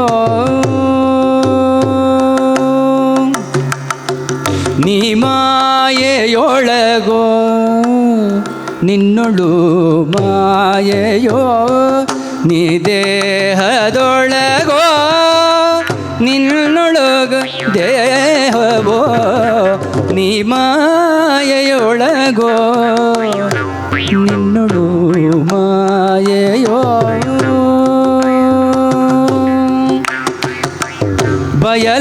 ಒಳಗೆ ಆಲಯವೋ ಆಲಯದಿ ಬಯಲೋ ಬಯಲು ಆಲಯವೆರಡು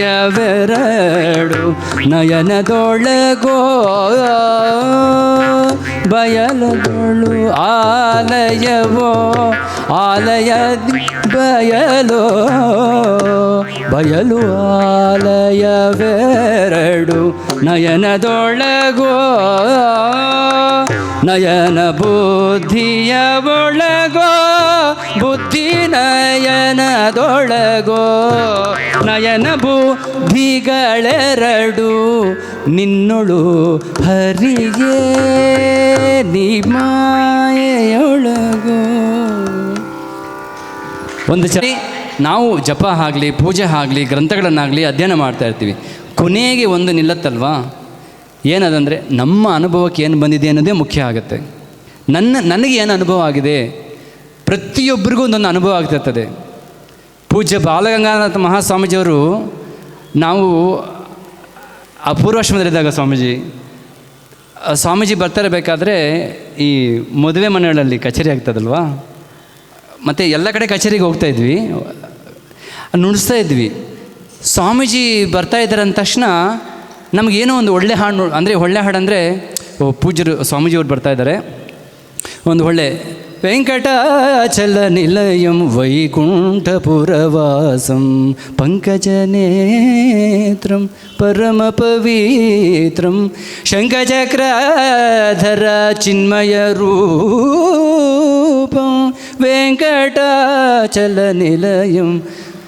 ಈ ಥರ ಹಾಡು ನುಡಿಸ್ಬೇಕು, ಆಡಬೇಕು ಅಂತ ಪರಮ ಪೂಜ್ಯ ಬಾಲನಾಥ ಸ್ವಾಮಿ ಜೊತೆ ಹಿಂದೆ ಪೂರ್ವಾಶ್ರಮದಲ್ಲಿ ಸಂಗೀತ ಶಿಕ್ಷಕನಾಗಿ ಹೋಗ್ತಾ ಇರಬೇಕಾದ್ರೆ ಅವ್ರ ಮುಂದೆ ನಿಂತ್ಕೊಂಡು 2 ಹಾಡು ಹಾಡೋದಕ್ಕೆ ಅವಕಾಶ ಸಿಕ್ಕಿತ್ತು.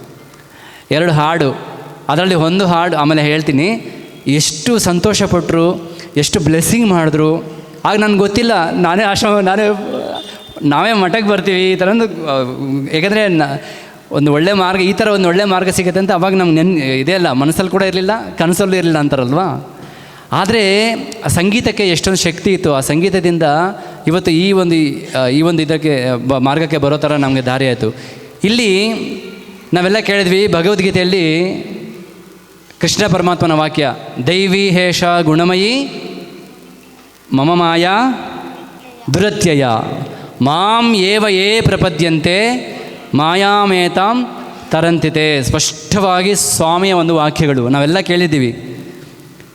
ಇಲ್ಲಿ ನೀ ಮಾಯೆಯೊಳಗೋ ನಿನ್ನೊಳು ಮಾಯೆಯೋ, ನೀ ದೇಹದೊಳಗೋ ನಿನ್ನೊಳು ದೇಹವೋ, ಈ 2 ಸಾಲನ ನಾನು ತೊಗೊಂಡಿದ್ದಾದರೆ ಯಾವುದನ್ನು ಮಾಯೆ, ಮಾಯ ಸಾಮಾಯ ಅಂತ ವೇದಾಂತದಲ್ಲಿ ನಾವೆಲ್ಲ ಕೇಳಿದ್ದೀವಿ. ಅಂದರೆ ಯಾವುದು ನಿಜವಾಗಲೂ ಇಲ್ಲವೋ, ಇದೆಯಂತೆ ಭ್ರಾಂತಿಯನ್ನು ಹೂಡಿಸುತ್ತದೋ, ಭ್ರಾಂತಿಯನ್ನು ತರಿಸುತ್ತದೋ ಅದು ಮಾಯೆ ಅಂತ ನಾವೆಲ್ಲ ಕೇಳಿದ್ದೀವಿ. ಯಾವುದು ಇಲ್ಲವೋ ಅದಕ್ಕೆ ರಜ್ಜು ಸರ್ಪ ಉದಾಹರಣೆ, ಮೊಲದ ಕೊಂಬು ಉದಾಹರಣೆ ನಾವೆಲ್ಲ ವೇದಾಂತದಲ್ಲಿ ಸುಮಾರು ಸಲ ಕೇಳ್ತಾ ಇರ್ತೀವಿ. ಕತ್ತಲಲ್ಲಿ ಹಗ್ಗವನ್ನು ತುಳಿತೀವಿ, ಅಶಿಶೋ ಹಾವು ತುಳಿದ್ಬಿಟ್ಟೇನೋ ಅಂತ ಸರಸರ ಅಂತೇನೋ ಅಂತ ಸೌಂಡ್ ಆಯಿತು. ಹಾವು ಇಲ್ಲೇ ಇಲ್ವಾ ಅಲ್ಲಿ ಇರೋದೇನೋ, ತುಳಿದಿದ್ದೇನೋ ಹಗ್ಗ, ಲೈಟ್ ಹಾಕಿ ಬೆಳಕಾಕಿ ನೋಡೋಣ ಹಗ್ಗ, ಅಯ್ಯೋ ಇದು ಹಗ್ಗ, ಅಯ್ಯೋ ಸುಮ್ಮನೆ ಹಾವು ಅಂದ್ಕೊಂಡೆ. ಆದರೆ ಹಾವು ಭ್ರಾಂತಿ ಬಂತಲ್ಲ, ಆ ಭಯ ಆಯ್ತಲ್ವಾ, ಅಲ್ಲಿ ಇಲ್ಲವೇ ಇಲ್ದಿರ್ತಕ್ಕಂಥ ಇದೆ ಅಂತ ಅಂದ್ಕೊಡ್ತಕ್ಕಂಥ ಇದು ಮಾಯೆಗೆ ಸಂಬಂಧಪಟ್ಟಿರ್ತಕ್ಕಂಥದ್ದು. ಮಮ ಮಾಯಾ ದುರಿತ ಸ್ವಾಮಿನೇ ಹೇಳಿಬಿಟ್ಟು ಯಾರು ದಾಟಲಿಕ್ಕೆ ಅಶಕ್ಯವಾಗಿರ್ತಕ್ಕಂಥದ್ದು ಅಂತ.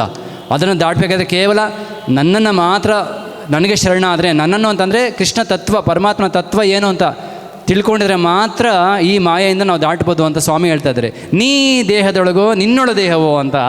ಇದಕ್ಕೆ ನಾವೆಲ್ಲ ಕೇಳಿದ್ದೀವಿ, ತಾಯಿಗೆ ಬಾಯಲ್ಲಿ ಜಗವನ್ನೇ ತೋರಿದ, ತಾಯಿಗೆ ಬಾಯಲ್ಲಿ ಜಗವನ್ನೇ ತೋರಿದ ಜಗದೋದ್ಧಾರಕ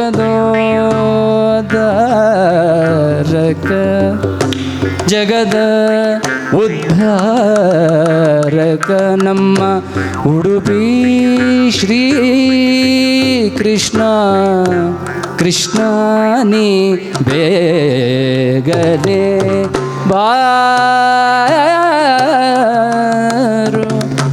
ಬಾರು.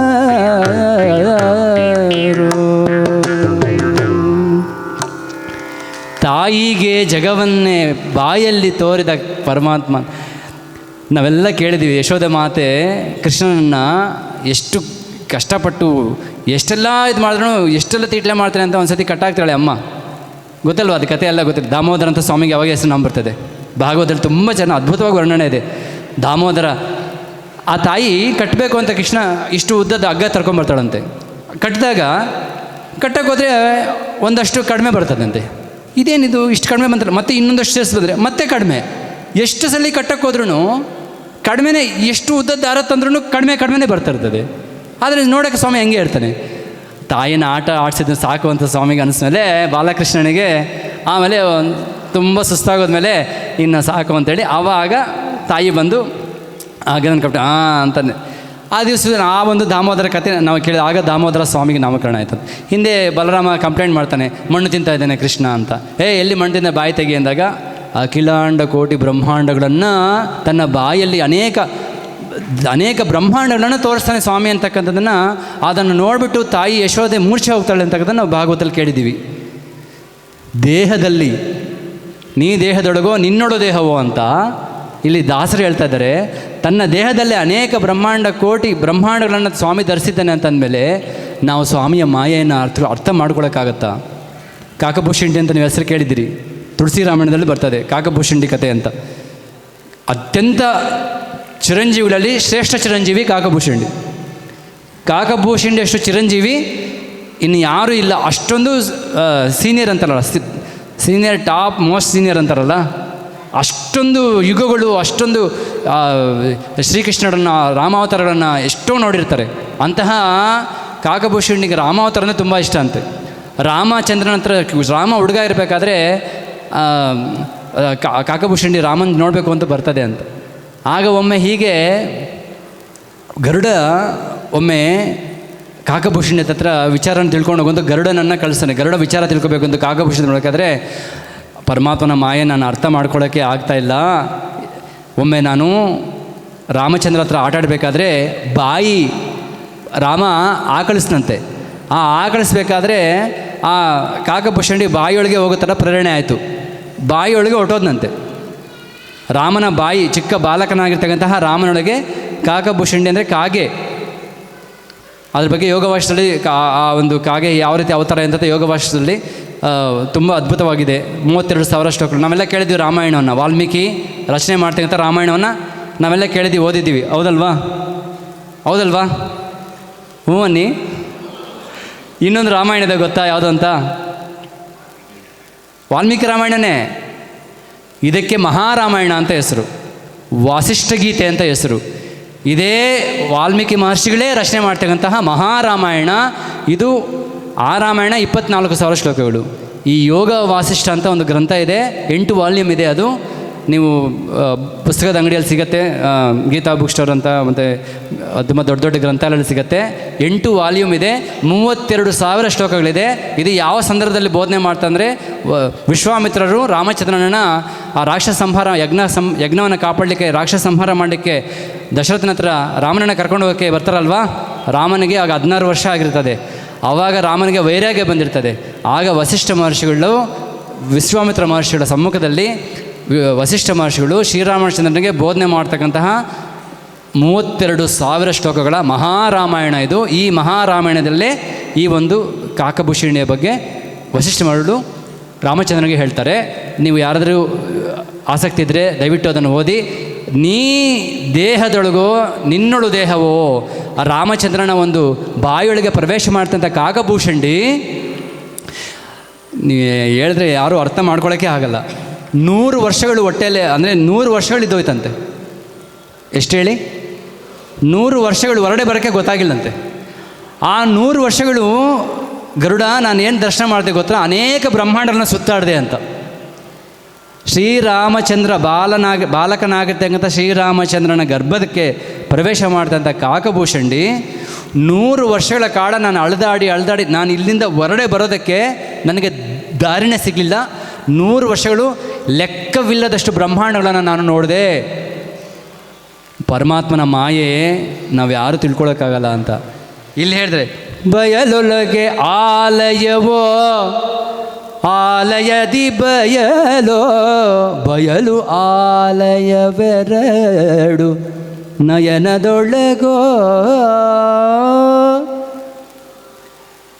ನಾವೆಲ್ಲ ಇವೆಲ್ಲ ಏನು ಹೇಳ್ತೀವಿ, ಎಲ್ಲ ಬಯಲು ಶೂನ್ಯ, ಎಲ್ಲವೂ ಸರ್ವಂ ಬ್ರಹ್ಮಮಯಂ ಅಂತೆಲ್ಲ ಕೇಳ್ತಾ ಇದ್ದೀವಿ. ನಮ್ಮ ಅನುಭವಕ್ಕೆ ಬರಬೇಕಲ್ವಾ? ಭೂಮಿ ಎಲ್ಲಿದೆ ಅಂತ ಪ್ರಶ್ನೆ ಕೇಳಿದ್ರೆ ನಾವೆಲ್ಲಿದ್ದೀವಿ, ಯಾವುದ್ರ ಮೇಲೆ ಇದ್ದೀವಿ ಅಂದರೆ ಭೂಮಿ ಮೇಲೆ ಇದ್ದೀವಿ. ಹೌದಲ್ವಾ? ಹೌದಲ್ವಾ? ಭೂಮಿ ಮೇಲೆ ಇಲ್ವಾ? ಭೂಮಿ ಯಾವುದು ಎಲ್ಲಿದೆ ಅಂದರೆ ಹೇಳಿ, ಪರವಾಗಿಲ್ಲ. ಭೂಮಿ ಎಲ್ಲಿದೆ ಅಂದರೆ ಯಾರು ಹೇಳೋಕ್ಕೆ ಗೊತ್ತಾಗ್ತಲ್ವ? ಭೂಮಿ ಎಲ್ಲಿದೆ? ಬ್ರಹ್ಮಾಂಡದಲ್ಲಿದೆಯಾ? ಭೂಮಿ ಇರೋದು ಆಕಾಶದಲ್ಲಿ. ಆಫ್ಕೋರ್ಸ್ ಬ್ರಹ್ಮಾಂಡದ ಒಳಗೆ ಅನೇಕ ಬ್ರಹ್ಮಾಂಡ ಇಡುವಂಥ ಆ ಎಲ್ಲವನ್ನೂ ಆಕಾಶದೊಳಗೆ ಅಂತ. ಈ ಆಕಾಶವನ್ನೇ ಬಯಲು ಅಂತ. ಆ ಬಯಲೊಳಗೆ ಇದೊಂದು ಭೂಮಿ. ಈ ಭೂಮಿಯಲ್ಲಿ ನಾವೆಲ್ಲ ಸಣ್ಣ ಸಣ್ಣ ಜೀವರಾಶಿಗಳು. ಅಂಥದ್ರಲ್ಲಿ ನಮ್ಮದೊಂದು ಜೀವರಾಶಿ. ಇಂಥದ್ರಲ್ಲಿ ಅನೇಕ ಕೋಟಿ ಬ್ರಹ್ಮಾಂಡಗಳಲ್ಲಿ ಇರ್ತಕ್ಕಂಥದ್ದೆಲ್ಲವೂ ಬಯಲೆ. ಇದೆಲ್ಲ ಯಾಕೆ ಅಂತಂದರೆ ನೀನು ನೋಡ್ತಾ ಇದೆಯಪ್ಪ, ಅದಕ್ಕೆ ಇವೆರಡು ನಯನದೊಳಗೆ ಅಂತ. ನಾವು ನೋಡೋದಕ್ಕೆ ತಾನೇ ಕಣ್ಣಿಗೆ ಪ್ರಪಂಚ ಕಾಣಿಸ್ತಾ ಇದೆ. ನೋಡೇ ಇಲ್ಲ ಅಂತಂದಮೇಲೆ ಇದಕ್ಕೆ ಒಂದು ಯೋಗ ವಾಸಿಷ್ಠದಲ್ಲಿ ವಸಿಷ್ಠ ಮಾಸ್ಟರ್ ಶ್ರೀರಾಮಚಂದ್ರನಿಗೆ ಒಂದು ಕಥೆ ಹೇಳ್ತಾರೆ. ನಾನು ಅದ್ರ ಬಗ್ಗೆ ಜಾಸ್ತಿ ತುಂಬ ದೊಡ್ಡದಾಗಿ ಹೋಗಲ್ಲ. ಏನೋ ಹೇಳ್ತಾರಲ್ಲ ಮುಖ್ಯಾಂಶಗಳು ಅಷ್ಟು ಮಾತ್ರ ಹೇಳ್ತೀನಿ, ಸಮಯ ಕಡಿಮೆ ಇರೋದ್ರಿಂದ. ಇದೇ ರೀತಿ ಒಂದು ಮಂಡೋಪಾಖ್ಯಾನ ಅಂತ ಅದಕ್ಕೆ ಹೆಸರು. ಲೀಲಾಪಾಖ್ಯಾನ ಅಂತ, ಮಂಡೋಪಾಖ್ಯಾನ ಅಂತ. ಮಂಡೋಪಾಖ್ಯಾನ ಅಂತ ನೀವೆಲ್ಲ ಕೇಳಿರ್ಬೋದು, ಅಥವಾ ಇಲ್ಲವ ಕೇಳಿಲ್ಲ ಅಂದರೆ ಮುಂದೆ ನಿಮ್ಗೆ ಅನುಕೂಲ ಆದರೆ ಕೇಳಿ ಅಧ್ಯಯನ ಮಾಡಿ ಅಂತ ಹೇಳ್ತಾ, ಲೀಲಾದೇವಿ ಅಂತ ಒಬ್ಬ ಮಹಾಭಕ್ತೆ. ಆಕೆ ಹೆಸರು ಲೀಲಾದೇವಿ, ಮಹಾಪತಿವ್ರತೆ. ಆಕೆ ಜ್ಞಪ್ತಿ ದೇವಿ ಅಂತ, ಅಂದರೆ ಸರಸ್ವತಿ ದೇವಿನೇ ಜ್ಞಪ್ತಿ ದೇವಿ ಅಂತ. ಇಷ್ಟೊತ್ತು ತಾಯಿಯೊಬ್ಬರು ಸರಸ್ವತಿ ಶಾರದೆ ದಯೆ ತೋರಿದೆ ಯಾರು ಹಾಡಿದ್ರಲ್ಲ, ತುಂಬ ಚೆನ್ನಾಗಿ ಹಾಡಿದ್ರಿ. ಶಾರದೆ ಮಾತೆಯನ್ನು ತುಂಬ ಆರಾಧನೆ ಮಾಡ್ತಾಯಿರ್ತಾರೆ ಸರಸ್ವತಿ ದೇವಿಯನ್ನು. ಸರಸ್ವತಿ ದೇವಿಗೆ ಜ್ಞಪ್ತಿ ದೇವಿ ಅಂತ ಹೆಸರು. ಆ ತಾಯಿನ ಆರಾಧನೆ ಮಾಡ್ತಾಯಿರ್ತಾರೆ. ಆಕೆಗೆ ಒಂದು ಕೋರಿಕೆ. ಆ ಲೀಲಾದೇವಿ ಅಂತಕ್ಕಂಥ ಆಕೆ ವಿಧೂರಥ ಅಂತಕ್ಕಂಥ ಒಬ್ಬ ಮಹಾರಾಣಿ ಈಕೆ. ವಿಧೂರಥ ಅಂತಕ್ಕಂಥ ರಾಜ. ಆಕೆಗೆ ಏನು ಆಸೆ ಅಂತಂದರೆ ತನ್ನ ಗಂಡನಿಗೆ ತನಗೆ ಇಬ್ಬರಿಗೂ ಸಾವೇ ಇಲ್ದಿರ ಇರ್ತಕ್ಕಂಥದ್ದನ್ನು ನಾನು ವರ ಕೇಳ್ಕೋಬೇಕು ಅಂತ ಅಮ್ಮನ್ನ ಪ್ರತ್ಯಕ್ಷ ಮಾಡಿಸ್ಕೊಳ್ತಾರೆ. ತಪಸ್ಸು ಮಾಡಿ ಸರಸ್ವತಿ ದೇವಿ ಒಲಿತಾಳೆ, ನಿನಗೇನು ಬೇಕಮ್ಮ ಅಂತ ಹೇಳಿದಾಗ, ನನ್ನ ಗಂಡನಿಗೆ ನಮಗೆ ಇಬ್ಬರಿಗೂ ಸಾವೇ ಇರಬಾರ್ದು ಅಂತ ವರ ಕೊಡ್ತೆ. ಹಂಗೆ ಅವಕಾಶನೇ ಇಲ್ಲ. ಎಲ್ಲರೂ ನಾನು ಕೂಡ ದೇಹ ಬೀಳಲೇಬೇಕು, ಅದು ಬಿಟ್ಟು ಬೇರೆ ಅಂದರೆ ಕೇಳಿದ್ರು. ಹಾಗಾದರೆ ಒಂದು ನನ್ನ ಗಂಡ, ಎಲ್ಲರೂ ಕೇಳಿಸ್ಕೊಳ್ಳಿ, ನನ್ನ ಗಂಡ ದೇಹ ಬಿಟ್ಟ ಮೇಲೆ ಇದೇ ಅಂತಃಪುರದಲ್ಲೇ ಇರಬೇಕು, ಈ ಒಂದು ಆಲಯದೊಳಗೆ ಇರಬೇಕು, ಈ ಪ್ರದೇಶದಲ್ಲೇ ನನ್ನ ಗಂಡ ಇರಬೇಕು ಅಂತ ಬರ್ಕೊಡ್ತಾಯಿ ಅಂತ. ಆಮೇಲೆ ನಾನು ಅಂದ್ಕೊಂಡ್ರೆ ಇನ್ನೊಂದು ವರನೇ ಬೇಕು. ನಾನು ಯಾವಾಗ ಅಂದ್ಕೊಳ್ತೀನೋ ಆವಾಗ ನೀನು ನನಗೆ ಬಂದು ದರ್ಶನ ಕೊಡಬೇಕು, ನನ್ನ ಸಂದೇಹವನ್ನು ತೀರಿಸಿ ನನ್ನನ್ನು ಕಾಪಾಡಬೇಕು ಅಮ್ಮ ಅಂತ. ಆಯಿತು ಅಂತ ಹಾಗೆ ಹೇಳ್ತಾರೆ. ಸ್ವಲ್ಪ ದಿವಸ ಆಗುತ್ತೆ, ಸ್ವಲ್ಪ ವರ್ಷಗಳಾಗುತ್ತೆ. ಒಂದು ಯುದ್ಧ ಸಮಯದಲ್ಲಿ ಅವನು ಗಂಡ ವಿಧೃತ ಸತ್ತೋಗ್ತಾನೆ, ದೇಹ ಬಿಡ್ತಾನೆ. ಆಮೇಲೆ ಆ ರಾತ್ರಿ ತುಂಬ ಚಿಂತನಾಕ್ರಾಂತರಲ್ಲಿ ತುಂಬ ಹತ್ಕೊಂಡು ತಾಯಿನ, ಒಂದು ರಾತ್ರಿ ಆಗಿರುತ್ತೆ ಅಷ್ಟೇ, ಗಂಡ ಸತ್ತಿ ಒಂದು ರಾತ್ರಿ ಆಗಿರ್ತದೆ. ಬೆಳಗಿನ ಜಾವದಲ್ಲಿ ತಾಯಿನ ಹತ್ತು ತಾಯಿನ ದರ್ಶನ ಮಾಡ್ಕೊಳ್ತಾರೆ. ಮತ್ತು ತಾಯಿ ಹೇಳಿದ ಮಾತು ಕೊಟ್ಟಿಲ್ಲಲ್ಲ, ನಿನ್ನ ಅಂದ್ಕೊಂಡಾಗ ನಾನು ಬರ್ತೀನಮ್ಮ ಅಂತ. ಮತ್ತೆ ತಾಯಿನ ಪ್ರತ್ಯಕ್ಷ ಮಾಡಿಕೊಂಡ್ಲು ಆ ಲೀಲಾದೇವಿ. ನನ್ನ ಗಂಡನನ್ನು ನೋಡ್ಬೇಕು ನಾನು, ಅವನು ಎಲ್ಲಿದ್ದೀನಿ, ಈ ಆಲಯದೊಳ್ಳೆ ಇದೆ ಅಂತ. ನೀನು ನೋಡಲೇಬೇಕಾ, ಆಯ್ತು ಕರ್ಕೊಂಡು ಹೋಗ್ತೀನಿ ಬಾ ಅಂತ ಸೂಕ್ಷ್ಮ ರೂಪದಲ್ಲಿ ಆ ತಾಯಿನ ಕರ್ಕೊಂಡು ಹೋಗ್ತಾಳೆ. ಸರಸ್ವತಿ ದೇವಿ ಯಾರನ್ನ ಕರ್ಕೊಂಡು ಹೋಗೋದು? ತುಂಬ ಚೆನ್ನಾಗಿ ಕೇಳ್ತಾಯಿದ್ರು, ಸಂತೋಷ. ಲೀಲಾದೇವಿನ ಕರ್ಕೊಂಡು ಹೋಗ್ಬೇಕು. ಅಲ್ಲಿ ಹೋದರೆ ಆಲ್ರೆಡಿ ಅಲ್ಲಿ ಇನ್ನೊಂದು ರಾಜ ಇರ್ತಾನೆ. ಇದೇ ರಾಜ ಅಲ್ಲಿ ರಾಜ್ಯ ಅದೇ ಥರ ಲೀಲಾದೇವಿ ಇನ್ನೊಬ್ಬ ಹೆಂಡತಿ ಧರ್ಮಪತ್ನಿ ಅವ್ರಿಗಿರ್ತಾಳೆ. ಅಲ್ಲಿ ಒಂದು 45 ವರ್ಷ ಆಗಿರ್ತದೆ ಆತನಿಗೆ. ಎಷ್ಟು ವರ್ಷ ಹೇಳಿ? 45 ವರ್ಷ. ರಾಜ್ಯ, ಸೈನಿಕರು, ದೇಶ. ಅಷ್ಟರಲ್ಲಿ ಒಬ್ಬ ರಾಜ ಸಣ್ಣಾಗಿ ಬಂದು ಯುದ್ಧಕ್ಕೆ ಕರೆಯೋಕ್ಕೆ ಇನ್ನೊಬ್ಬ ರಾಜ ಬಂದು ಕಾಯ್ತಾ ಇರ್ತಾನೆ. ಆ ಸ್ಥಿತಿ ನೋಡಿಬಿಟ್ಟು, ಅಯ್ಯೋ ಇದೇನಮ್ಮ ಈ ಥರ, ಇಷ್ಟು ಇನ್ನೂ ನನ್ನ ಗಂಡ ಅಲ್ಲೇ ಇದ್ದಾನೆ, ಇಷ್ಟು ಬೇಗ ಹೆಂಗೆ ದೊಡ್ಡವನಾಗ್ಬಿಟ್ಟ, ಇಷ್ಟು ಜನ ಈ ಜಗತ್ತೆಲ್ಲ ಬಂತು, ಇವೆಲ್ಲ ಎಲ್ಲಿ ಬಂತು ಅಂತ. ಆವಾಗ ಇದೇ ಪರಮಾತ್ಮನ ಮಾಯೆ ಅಂತ ಹೇಳ್ತಾ ಇದನ್ನು ಯಾರೂ ತಿಳ್ಕೊಳಕ್ಕಾಗಲ್ಲ ಅಂದಾಗ, ಆಮೇಲೆ ಅದು ತುಂಬ ದೊಡ್ಡದಾಗಿದೆ, ತುಂಬ ಅದ್ಭುತವಾಗಿದೆ. ದಯವಿಟ್ಟು ನಿಮ್ಗೆ ಅನುಕೂಲ ಆದರೆ ಯೋಗ ವಾಸಿಷ್ಠನ ಅಧ್ಯಯನ ಮಾಡಿ. ಆಮೇಲೆ ಹೀಗೆ ಅಲ್ಲಿ ಕೂಡ ಅದೇ ಥರ ಅಲ್ಲಿ ಲೀಲಾದೇವಿ ಇರ್ತಾಳೆ, ಅಲ್ಲಿ ಇನ್ನೊಬ್ಬ ರಾಜ ಇರ್ತಾನಲ್ಲ, ಆಕೆಗೂ ಅದೇ ಥರ ಪ್ರಾರ್ಥನೆ ಮಾಡ್ಕೊಳ್ತಾಳೆ, ನನ್ನ ಗಂಡ ಜೊತೆನೇ ಇರಬೇಕು ನಾನು ಅಂತ. ಇದೇನಿದು ಅಂತ ನಾನು ಹಂಗೆ ಕೇಳ್ಕೊಳ್ತಾ ಇದ್ದೀನಿ, ಆಕೆನೂ ಹಂಗೆ ಕೇಳ್ಕೊಳ್ತಾ ಇದ್ದಾರೆ ಅಂದಾಗ ಆಗ ಸರಸ್ವತಿ ದೇವಿ ಇನ್ನೊಂದು ಕತೆ ಹೇಳಿ, ಲೀಲಾ ನಿನಗೆ ಒಂದು ಕತೆ ಹೇಳ್ತೀನಿ ಹೇಳ್ತೀನಿ ಕೇಳು ಅಂತ. ಹಿಂದೆ ವಸಿಷ್ಠ ಅರುಂಧತಿ ಅಂತ ಇಬ್ಬರು ದಂಪತಿಗಳಿದ್ದರು. ಈ ವಸಿಷ್ಠರು ಅರುಂಧತಿ ಇಲ್ಲಿ ಕೂಡ ಇದು ಹೇಳ್ತಾರೆ ರಾಮಚಂದ್ರರಿಗೆ ವಸಿಷ್ಠ ಮಹರ್ಷಿಗಳೇ.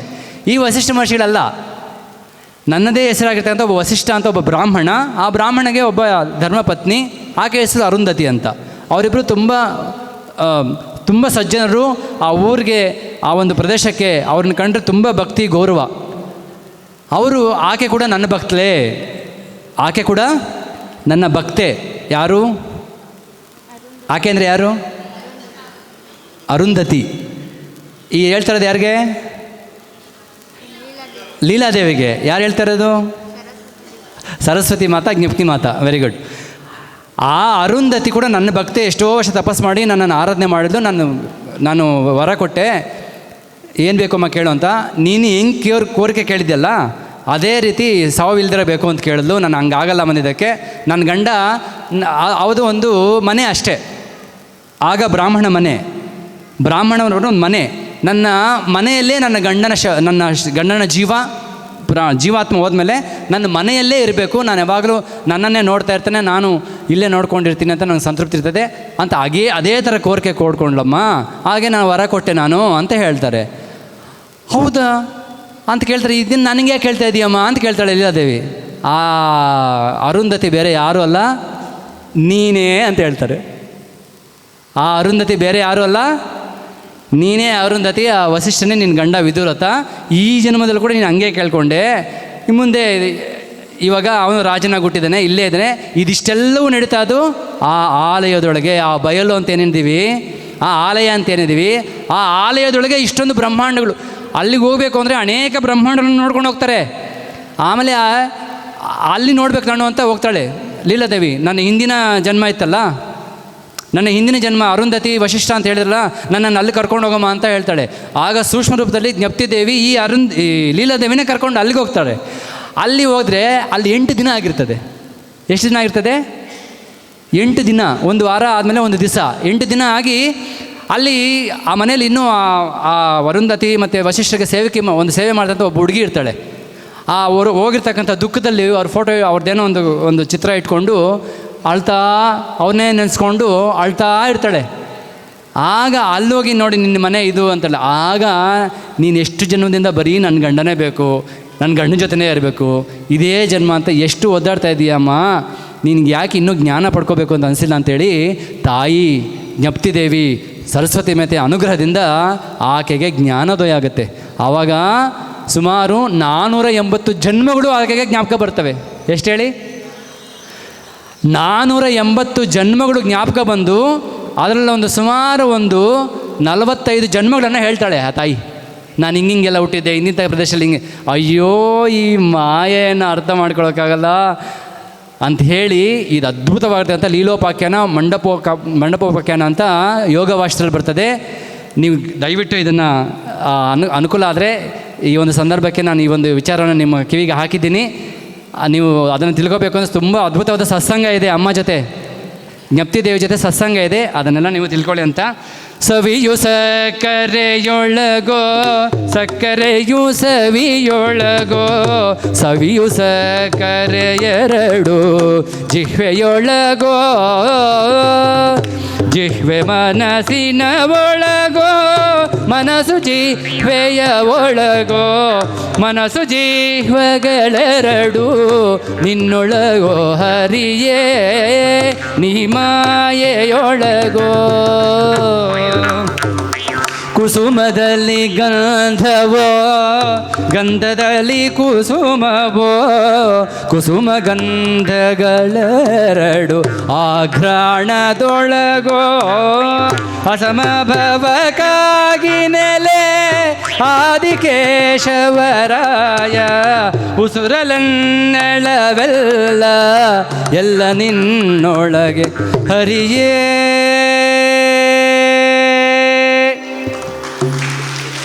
ಇನ್ನು ಇವಳ ಬಗ್ಗೆ ವ್ಯಾಖ್ಯಾನ ಮಾಡಬೇಕು ಅಂದರೆ ಇನ್ನೊಂದು ಅರ್ಧ ಗಂಟೆ ಆಗುತ್ತೆ. ಅದಕ್ಕೆ ಅದನ್ನು ಹೋಗ್ದಿರಾ ಎಲ್ಲವೂ ಪರಮಾತ್ಮ. ಈಶಾವಾಸ್ಯಮಿದಂ ಸರ್ವಂ ಯತ್ಕಿಂಚ ಜಗತ್ತಾಂ ಜಗತ್ತೇನ ತೆಕ್ತಿಂದ ಭುಂಜಿತ ಮಾಗೃತ ಕಸ್ಯ ಸಿದ್ಧನಂ ಅಂತ ಈಶಾವಾಸ್ಯೋಪನದಲ್ಲಿ ಮೊಟ್ಟ ಮೊದಲ ಒಂದು ಮಂತ್ರ ಎಲ್ಲವೂ ಸಹ ಈಶನಿಂದ ವ್ಯಾಪಿಸಲ್ಪಟ್ಟಿದೆ ಅಂತಂದಾಗ ಸರ್ವಂ ಬ್ರಹ್ಮಮಯಂ ಸದಾಶಿವ ಬ್ರಹ್ಮೇಂದ್ರ ಸ್ವಾಮಿಗಳು ಈ 8ನೇ ತಾರೀಕು ನಮ್ಮ ಬೀಜನದಲ್ಲಿ ಸದಾಶಿವ ಬ್ರಹ್ಮೇಂದ್ರ ಸ್ವಾಮಿ ಅವರ ಒಂದು ಕೃತಿಗಳನ್ನು ಅದೇ ಸಂಗೀತ ಕಾರ್ಯಕ್ರಮ ಆಗ್ತಾಯಿದೆ. ಪೂಜ್ಯರ ಸ್ವಾಮೀಜಿ ಕೂಡ ಶಿವನಾಥ ಸ್ವಾಮೀಜಿನ ಕೂಡ ಆಹ್ವಾನ ಮಾಡಿದ್ದೀವಿ. ಸ್ವಾಮೀಜಿನೂ ಬರ್ತಾ ಇದ್ದಾರೆ. ತಮ್ಮಲ್ಲಿ ಯಾರೋ ಅನುಕೂಲ ಇದ್ದರೆ ಅವತ್ತು ಬಿ ಜಿ ನಗರ ಆಡಿಟೋರಿಯಮಲ್ಲಿ ಸದಾಶಿವ ಬ್ರಹ್ಮೇಂದ್ರ ಕೃತಿಗಳ ಒಂದು ಗಾಯನ ಕಾರ್ಯಕ್ರಮನೇ ಆಡಿಟೋರಿಯಮಲ್ಲಿ ದೊಡ್ಡ ಮಟ್ಟದಲ್ಲಿ ಕಾರ್ಯಕ್ರಮ ಆಗ್ತಾಯಿದೆ. ಸದಾಶಿವ ಬ್ರಹ್ಮೇಂದ್ರ ಸ್ವಾಮಿಗಳು ಸರ್ವಂ ಬ್ರಹ್ಮಮಯಂ ರೇ ರೇ ಸರ್ವಂ ಬ್ರಹ್ಮಮಯಂ ರೇ ರೇ ಸರ್ವಂ ಬ್ರಹ್ಮಮಯಂ. ನಾವೆಲ್ಲ ಕೇಳಿದ್ದೀವಿ ಎಲ್ಲನೂ ಪರಮಾತ್ಮೆ ಅಂತ. ದೇವರು ಎಲ್ಲಿದ್ದಾನೆ? ಎಲ್ಲ ಕಡೆ ದೇವರಿದ್ದಾನೆ ಅಂತಪ್ಪ. ಅದು ನಮ್ಮ ಅನುಭವಕ್ಕೆ ಬರಬೇಕಲ್ವಾ? ಅನುಭವಕ್ಕೆ ಬರಬೇಕು ಅಂದರೆ ಹಂತ ಹಂತವಾಗಿ ಮೆಟ್ಲಾಗಿ ನಾವು ಭಕ್ತಿಯಿಂದ ಆರಂಭ ಮಾಡಿ ವೈರಾಗ್ಯಕ್ಕೆ ಹೋಗಿ ವೈರಾಗ್ಯದಿಂದ ನಾವು ಮುಕ್ತಿಗೆ ಜ್ಞಾನಕ್ಕೆ ಅಲ್ಲಿ ಹೋಗಬೇಕು ಅಂತಂದರೆ ಅಂತಹ ಸಾಕ್ಷಾತ್ತು ಶಂಕರಾಚಾರ್ಯರು, ಪೂಜ್ಯ ಶಂಕರಾಚಾರ್ಯರು ನಾವೆಲ್ಲ ಕೇಳಿದ್ರೆ ಭಜ ಗೋವಿಂದಂ ಭಜ ಗೋವಿಂದಂ ಗೋವಿಂದಂ ಭಜ ಮುಢಮತೆ ಸಂಪ್ರಾಪ್ತೆ ಸನ್ನಿಹಿತೆ ಕಾಲೇ ಸಂಪ್ರಾಪ್ತೆ ಸನ್ನಿಹಿತೆ ಕಾಲೇ ನಹಿ ನಹಿ ರಕ್ಷತಿ ದುಃಖಕರಣೆ ಭಜ ಗೋವಿಂದಂ. ಸಾಕ್ಷಾತ್ ಶಂಕರಾಚಾರ್ಯರು ಭಜ ಗೋವಿಂದನನ್ನು ಭಜಿಸು ಮನವೇ ಗೋವಿಂದನನ್ನು ಭಜಿಸು. ಯಾಕೆ ಈ ವ್ಯಾಕರಣ ಸೂತ್ರಗಳನ್ನು ಇಟ್ಕೊಂಡು ಒದ್ದಾಡ್ತಾ ಇದೆಯಾ? ಇನ್ನೂ ಸಂಸಾರ ಅಂತ ಅಳೆದಾಡ್ತಾ ಇದೆಯಾ? ಇನ್ನೂ ನಾಮಸ್ಮರಣೆ ಮಾಡೇ ಇಲ್ಲ ಅಂತಂದರೆ ಯಾವಾಗ ನೀನು ತಿಳ್ಕೊಳ್ತೀಯ? ನಾರಾಯಣ ನಿನ್ನ ನಾಮದ ಸ್ಮರಣೆಯ ಸರಾಮೃತವು ನಾಲಿಗೆಗೆ ಬರಲಿ ನಾರಾಯಣ. ಅಂತ್ಯಕಾಲದಲ್ಲಿ ಚಿಂತಿಸೋ ಹಾಗೆ ಎಂಥ ಸಮಯದಲ್ಲಿ ಮರ್ತೋದು ಬರಲ್ಲ. ಅಂತ್ಯಕಾಲದಲ್ಲಿ ನಿನ್ನ ನಾಮನ ನನಗೆ ಚಿಂತಿಸೋ ಥರ ವರವನ್ನು ಕೊಡಪ್ಪ ಅಂತ ಪುರಂದರದಾಸರಲ್ಲಿ ಕೇಳ್ಕೊಳ್ತಾರೆ ಅಂತಂದರೆ, ನರ ಜನ್ಮ ಬಂದಾಗ ನಾಲಿಗೆ ಇರುವಾಗ ಕೃಷ್ಣಾಯನ ಬಾರದೆ, ಕೃಷ್ಣನ ನೆನೆದರೆ ಕಷ್ಟವೊಂದಿಷ್ಟಿಲ್ಲ ಕೃಷ್ಣಾಯನ ಬಾರದೆ. ಎಂತೆಂಥ ಸಮಯದಲ್ಲಿ ಮಾಡಿ ಸ್ನಾನ ಪಾನ ಜಪ ಮಾಡುತ್ತಲೊಮ್ಮೆ ಕೃಷ್ಣಾಯನ ಬಾರದೆ. ಸುಳಿದಾಡುತ್ತ ನಿತ್ಯ ಮನೆಯೊಳದರು ಒಮ್ಮೆ ಕೃಷ್ಣಾಯನ ಬಾರದೆ. ಎಷ್ಟು ಕಡೆ ಕಂದನ ಬಿಗಿದಪ್ಪಿ ಮುದ್ದಾಡುತ್ತಲು ಅಪ್ಪ ನಮ್ಮ ಟೈಮ್ ಇಲ್ಲಪ್ಪ, ಅಯ್ಯೋ ಕೃಷ್ಣ ರಾಮ ಗೋವಿಂದ ಅಂತ ಅನ್ಬೇಕಾ? ಬೆಳಗ್ಗೆ ಎದ್ದು ಎಷ್ಟು ಕೆಲಸ ಮಾಡಬೇಕು, ಮನೆ ಗುಡಿಸ್ಬೇಕು, ಸ್ನಾನ ಮಾಡಿಸ್ಬೇಕು, ಅಡುಗೆ ಮಾಡಬೇಕು, ಅಥವಾ ಡ್ರೆಸ್ ಐರನ್ ಮಾಡ್ಕೋಬೇಕು, ಕಾಫಿ ಕುಡಿಬೇಕು, ಅದು ತಿಂಡಿ ಮಾಡೋದೆಲ್ಲ ಇರ್ತದೆ, ಕೆಲಸಕ್ಕೆ ಹೋಗ್ಬೇಕು, ಎಷ್ಟು ಕೆಲಸ ಇದೆ. ಬೆಳಗ್ಗೆಯಿಂದ ರಾತ್ರಿವರೆಗೂ ಟೈಮ್ ಇಲ್ವಾ? ನೀ ಮಾಡೋ ಕೆಲಸಲೇ ನಾವು ರಾಮನ ಸಂಕೀರ್ತನೆ ಮಾಡು, ಕೃಷ್ಣನಾಮ ಸಂಕೀರ್ತನೆ ಮಾಡ್ತಾ ಕೆಲಸ ಏನೇ ಕೆಲಸ ಮಾಡ್ತಾ ನೀನು ಮಾಡು. ಅಷ್ಟೊಂದು ಸ್ವಾತಂತ್ರ್ಯ ಕೊಟ್ಟಿದ್ದಾರೆ, ಯಾವಾಗ ಬೇಕಾದರೂ ಮಾಡ್ಬೋದು ನೀನು ಅಂತ. ಎಷ್ಟು ಕೊಟ್ಟಿದ್ದಾರೆ ನಮಗೆ. ಕಲಿಯುಗದೊಳು ಹರಿನಾಮ ಕೀರ್ತನೆ ಕುಲಕೋಟಿಗಳನ್ನು ಉದ್ಧರಿಸುವು. ಎಷ್ಟು ಕೀರ್ತನೆಗಳು, ಎಷ್ಟು ಏನಾದರೂ ಆದದ್ದೆಲ್ಲ ಒಳಿತೇ ಆಯಿತು. ನಮ್ಮ ಶ್ರೀಧರನ ಸೇವೆಗೆ ಸಾಧನ ಸಂಪತ್ತಾಯಿತು. ಎಷ್ಟು ಏನಾಗಲಿ ಒಳ್ಳೆಯದಾಗುತ್ತೆ ಅಂತ ಅಂದ್ಕೊಳ್ಳಿ. ಅದು ನಮ್ಮ ಭಗವಂತನ ನಾಮ ಸಂಕೀರ್ತನೆ ಮಾಡೋದಕ್ಕೆ ನಮ್ಗೆ ಸಹಾಯ ಆಯಿತು ಅಂತಂದರೆ ಎಷ್ಟು ನಮಗೆ ಅದ್ಭುತ ಅಲ್ವಾ? ಎಷ್ಟು ಜನ್ಮ ಸಾರ್ಥಕತೆ ಅಲ್ವಾ? ಇಷ್ಟೊಂದು ರೀತಿಯಲ್ಲಿ ನಮಗೆ ದಾಸ ಒಂದು ಸಾಹಿತ್ಯದಲ್ಲಿ ನಮಗೆ ಎಷ್ಟೊಂದು ಉಪನಿಷತ್ ವಾಕ್ಯಗಳನ್ನು, ವೇದದ ವಾಕ್ಯಗಳನ್ನು ಸರಳ ರೀತಿಯಲ್ಲಿ ಸಾಮಾಜಿಕ ಸ್ಥಿತಿಗತಿಗಳನ್ನು ಅರ್ಥಕೊಂಡು ದಾಸರು ನಮಗೆ ಎಷ್ಟೊಂದು ಸಾಹಿತ್ಯವನ್ನು ಕೊಟ್ಟಿದ್ದಾರೆ ಅಂತ. ಅದರಲ್ಲಿ ಇಷ್ಟೊಂದು ಕೊನೆಗೆ ಒಂದು ಹಾಡನ್ನು ಹಾಡಿ ನಮಗೆ ಕಾರ್ಯಕ್ರಮ, ಏಕೆಂದರೆ ಸಮಯ ಜಾಸ್ತಿನೇ ಆಗ್ತದೆ. ನನಗೆ ಪೂಜ್ಯ ಸ್ವಾಮೀಜಿಯವರು ನಾನು ಕೇಳಲೂ ಇಲ್ಲ, ಸುಮ್ಮನೆ ತಾವು ಕೇಳ್ತಾಯಿದ್ರಿ, ನಾನು ಹಾಡ್ಕೊಂಡು ಹೋಗ್ತಾಯಿದ್ದೀನಿ. ಕೊನೆಯ ಒಂದೇ ಒಂದು ಹಾಡದೊಂದಿಗೆ ಮಕ್ಕಳು ಸುಮ್ಮನೆ ಸ್ವಲ್ಪ ಹೊತ್ತು ಅವ್ರಿಗೆ ತನಿ ನುಡಿಸ್ತಾರೆ. ಇದೊಂದಿಗೆ ನಾವು ಕಾರ್ಯಕ್ರಮ ಹೋಗ್ತಾಯಿದ್ವಿ. ಇದು ತುಂಬ ಒಂದು ಉಗಾಭೋಗ ಪುರಂದರದಾಸರ ಒಂದು ಕೀರ್ತನೆ. ನೀವೆಲ್ಲ ಕೇಳಿರ್ತೀರಿ ಅನ್ಸುತ್ತೆ. ಅದ್ಭುತವಾದ ಸಾಹಿತ್ಯ. ಅದ್ರ ಬಗ್ಗೆ ಒಂದೇ ಸ್ವಲ್ಪ ಚಿಂತನೆ ಮಾಡ್ತಾ ನಾವು ಕಾರ್ಯಕ್ರಮ ಮುಕ್ತಾಯ ಮಾಡೋಣ.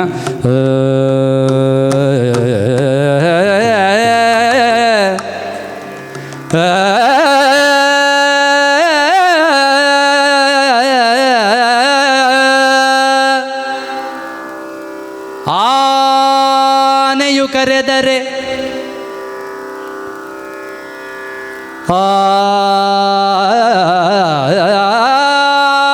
ಆನೆಯು ಕರೆದರೆ ಆದಿಮೂಲ ಬಂದಂತೆ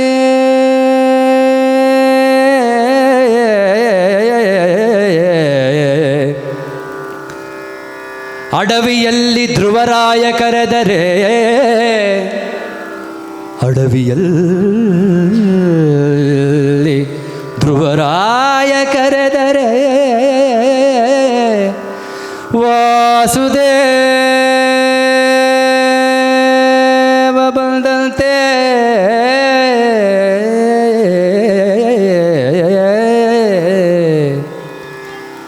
ಸಭೆಯಲ್ಲಿ ದ್ರೌಪದಿಯು ಕರೆದರೆ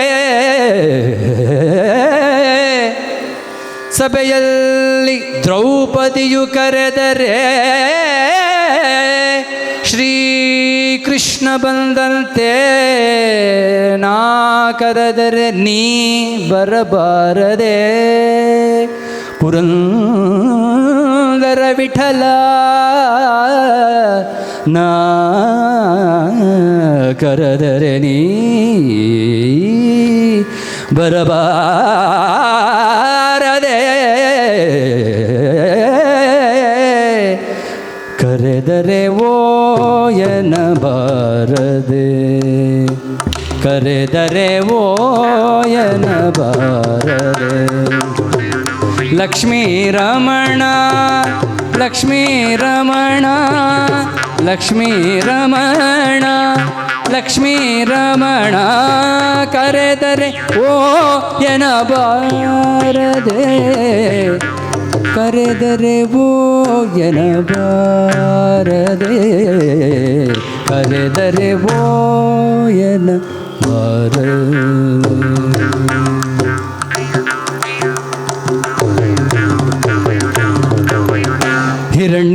ಹಿರಣ್ಯಕನುದರದಲ್ಲಿ ಬಂದ ಪ್ರಹ್ಲಾದನ ಹಿರಣ್ಯಕನುದರದಲ್ಲಿ ಬಂದ ಪ್ರಹ್ಲಾದನ ಪರಿ ಪರಿ ದುರಿತಗಳನ್ನೆಲ್ಲ ಪರಿಹರಿಸಿ ಕಾಯ್ದಂತ ಸ್ವಾಮಿ ಪರಿ ಪರಿ ದುರಿತಗಳನ್ನೆಲ್ಲ ಪರಿಹರಿಸಿ ಕಾಯ್ದಂತ ಸ್ವಾಮಿ ಓಯನಬಾರದೆ ನಾ ಕರೆದರೆ ಓಯನಬಾರದೆ ದುರುಳ ದುಶ್ಯಾಸನ ಬಂದು ಸೆರಗ ಪಿಡಿದು ಸೆಳೆವಾಗ ದುರುಳ ದುಶ್ಯಾಸನ ಬಂದು ಸೆರಗ ಪಿಡಿದು ಸೆಳೆವಾಗ ತರುಣಿ ದ್ರೌಪದಿಯ ಮಾನವನು ತ್ವರಿತದಿ ಕಾಯ್ದಂತ ಸ್ವಾಮಿ ತರುಣಿ ದ್ರೌಪದಿಯ ಮಾನವನು ತ್ವರಿತದಿ ಕಾಯ್ದಂತ ಸ್ವಾಮಿ ಓಯನ ಬಾರದೆ ನಾ ಕರೆದರೆ ಓಯನ ಬರದೆ ಅಂತ್ಯಕಾಲ ಸಮಯದಲ್ಲಿ ಅರಿಯದೆ ಅಜಮಿಳನು ಅಂತ್ಯಕಾಲ ಸಮಯದಲ್ಲಿ ಅರಿಯದೆ ಅಜಮಿಳನು ಅಂತ್ಯಸುತನ ಕೂಗಲು ವೈಕುಂಠ ಪದವಿತ್ತ ಸ್ವಾಮಿ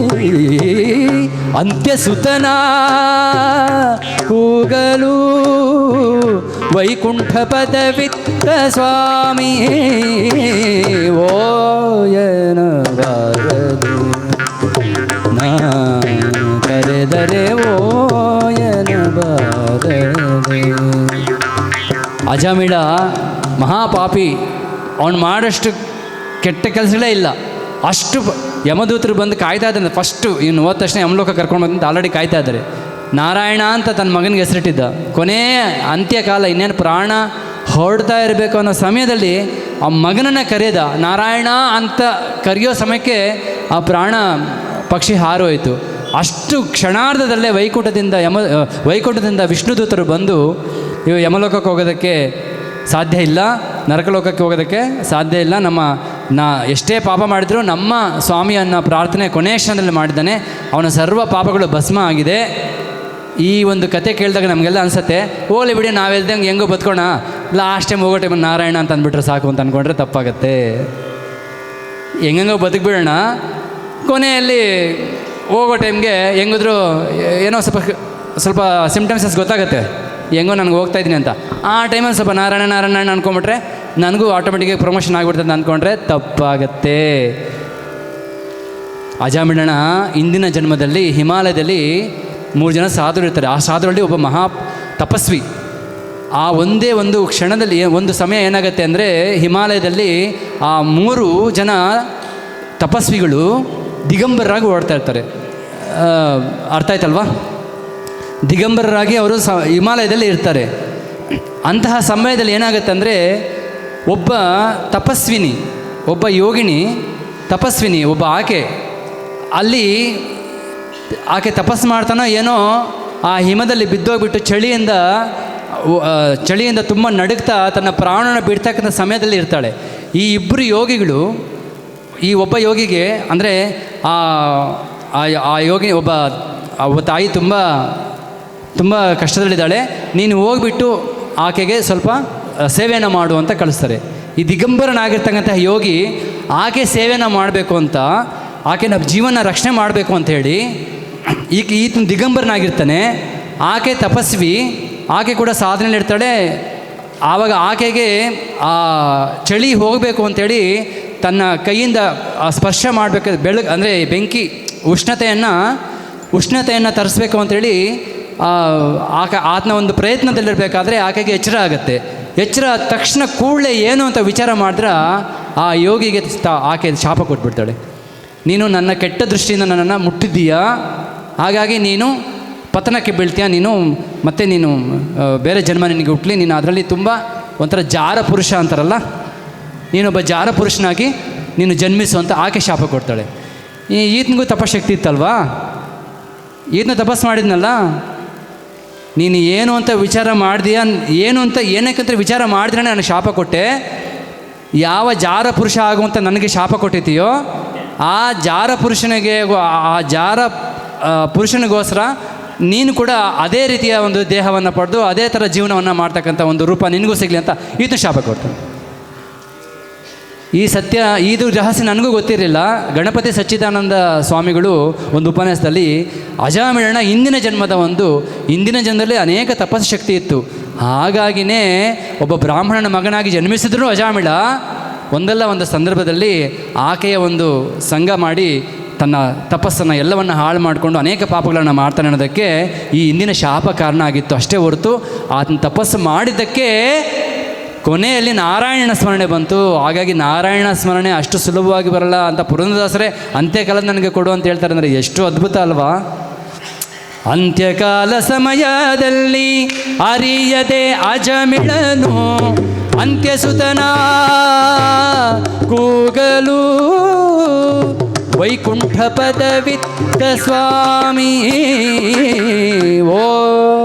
ಓಯನವರದೆ ಇಂತಿಂತ ಭಕೂತರ ಚಿಂತೆಯ ಪರಿಹರಿಸಿ ಕಂತು ಪಿತಾ ಪುರಂದರ ವಿಠಲ ವಿಠಲ ವಿಠಲ ಪಾಂಡುರಂಗ ಜೈ ಜೈ ವಿಠಲ ಪಾಂಡುರಂಗ.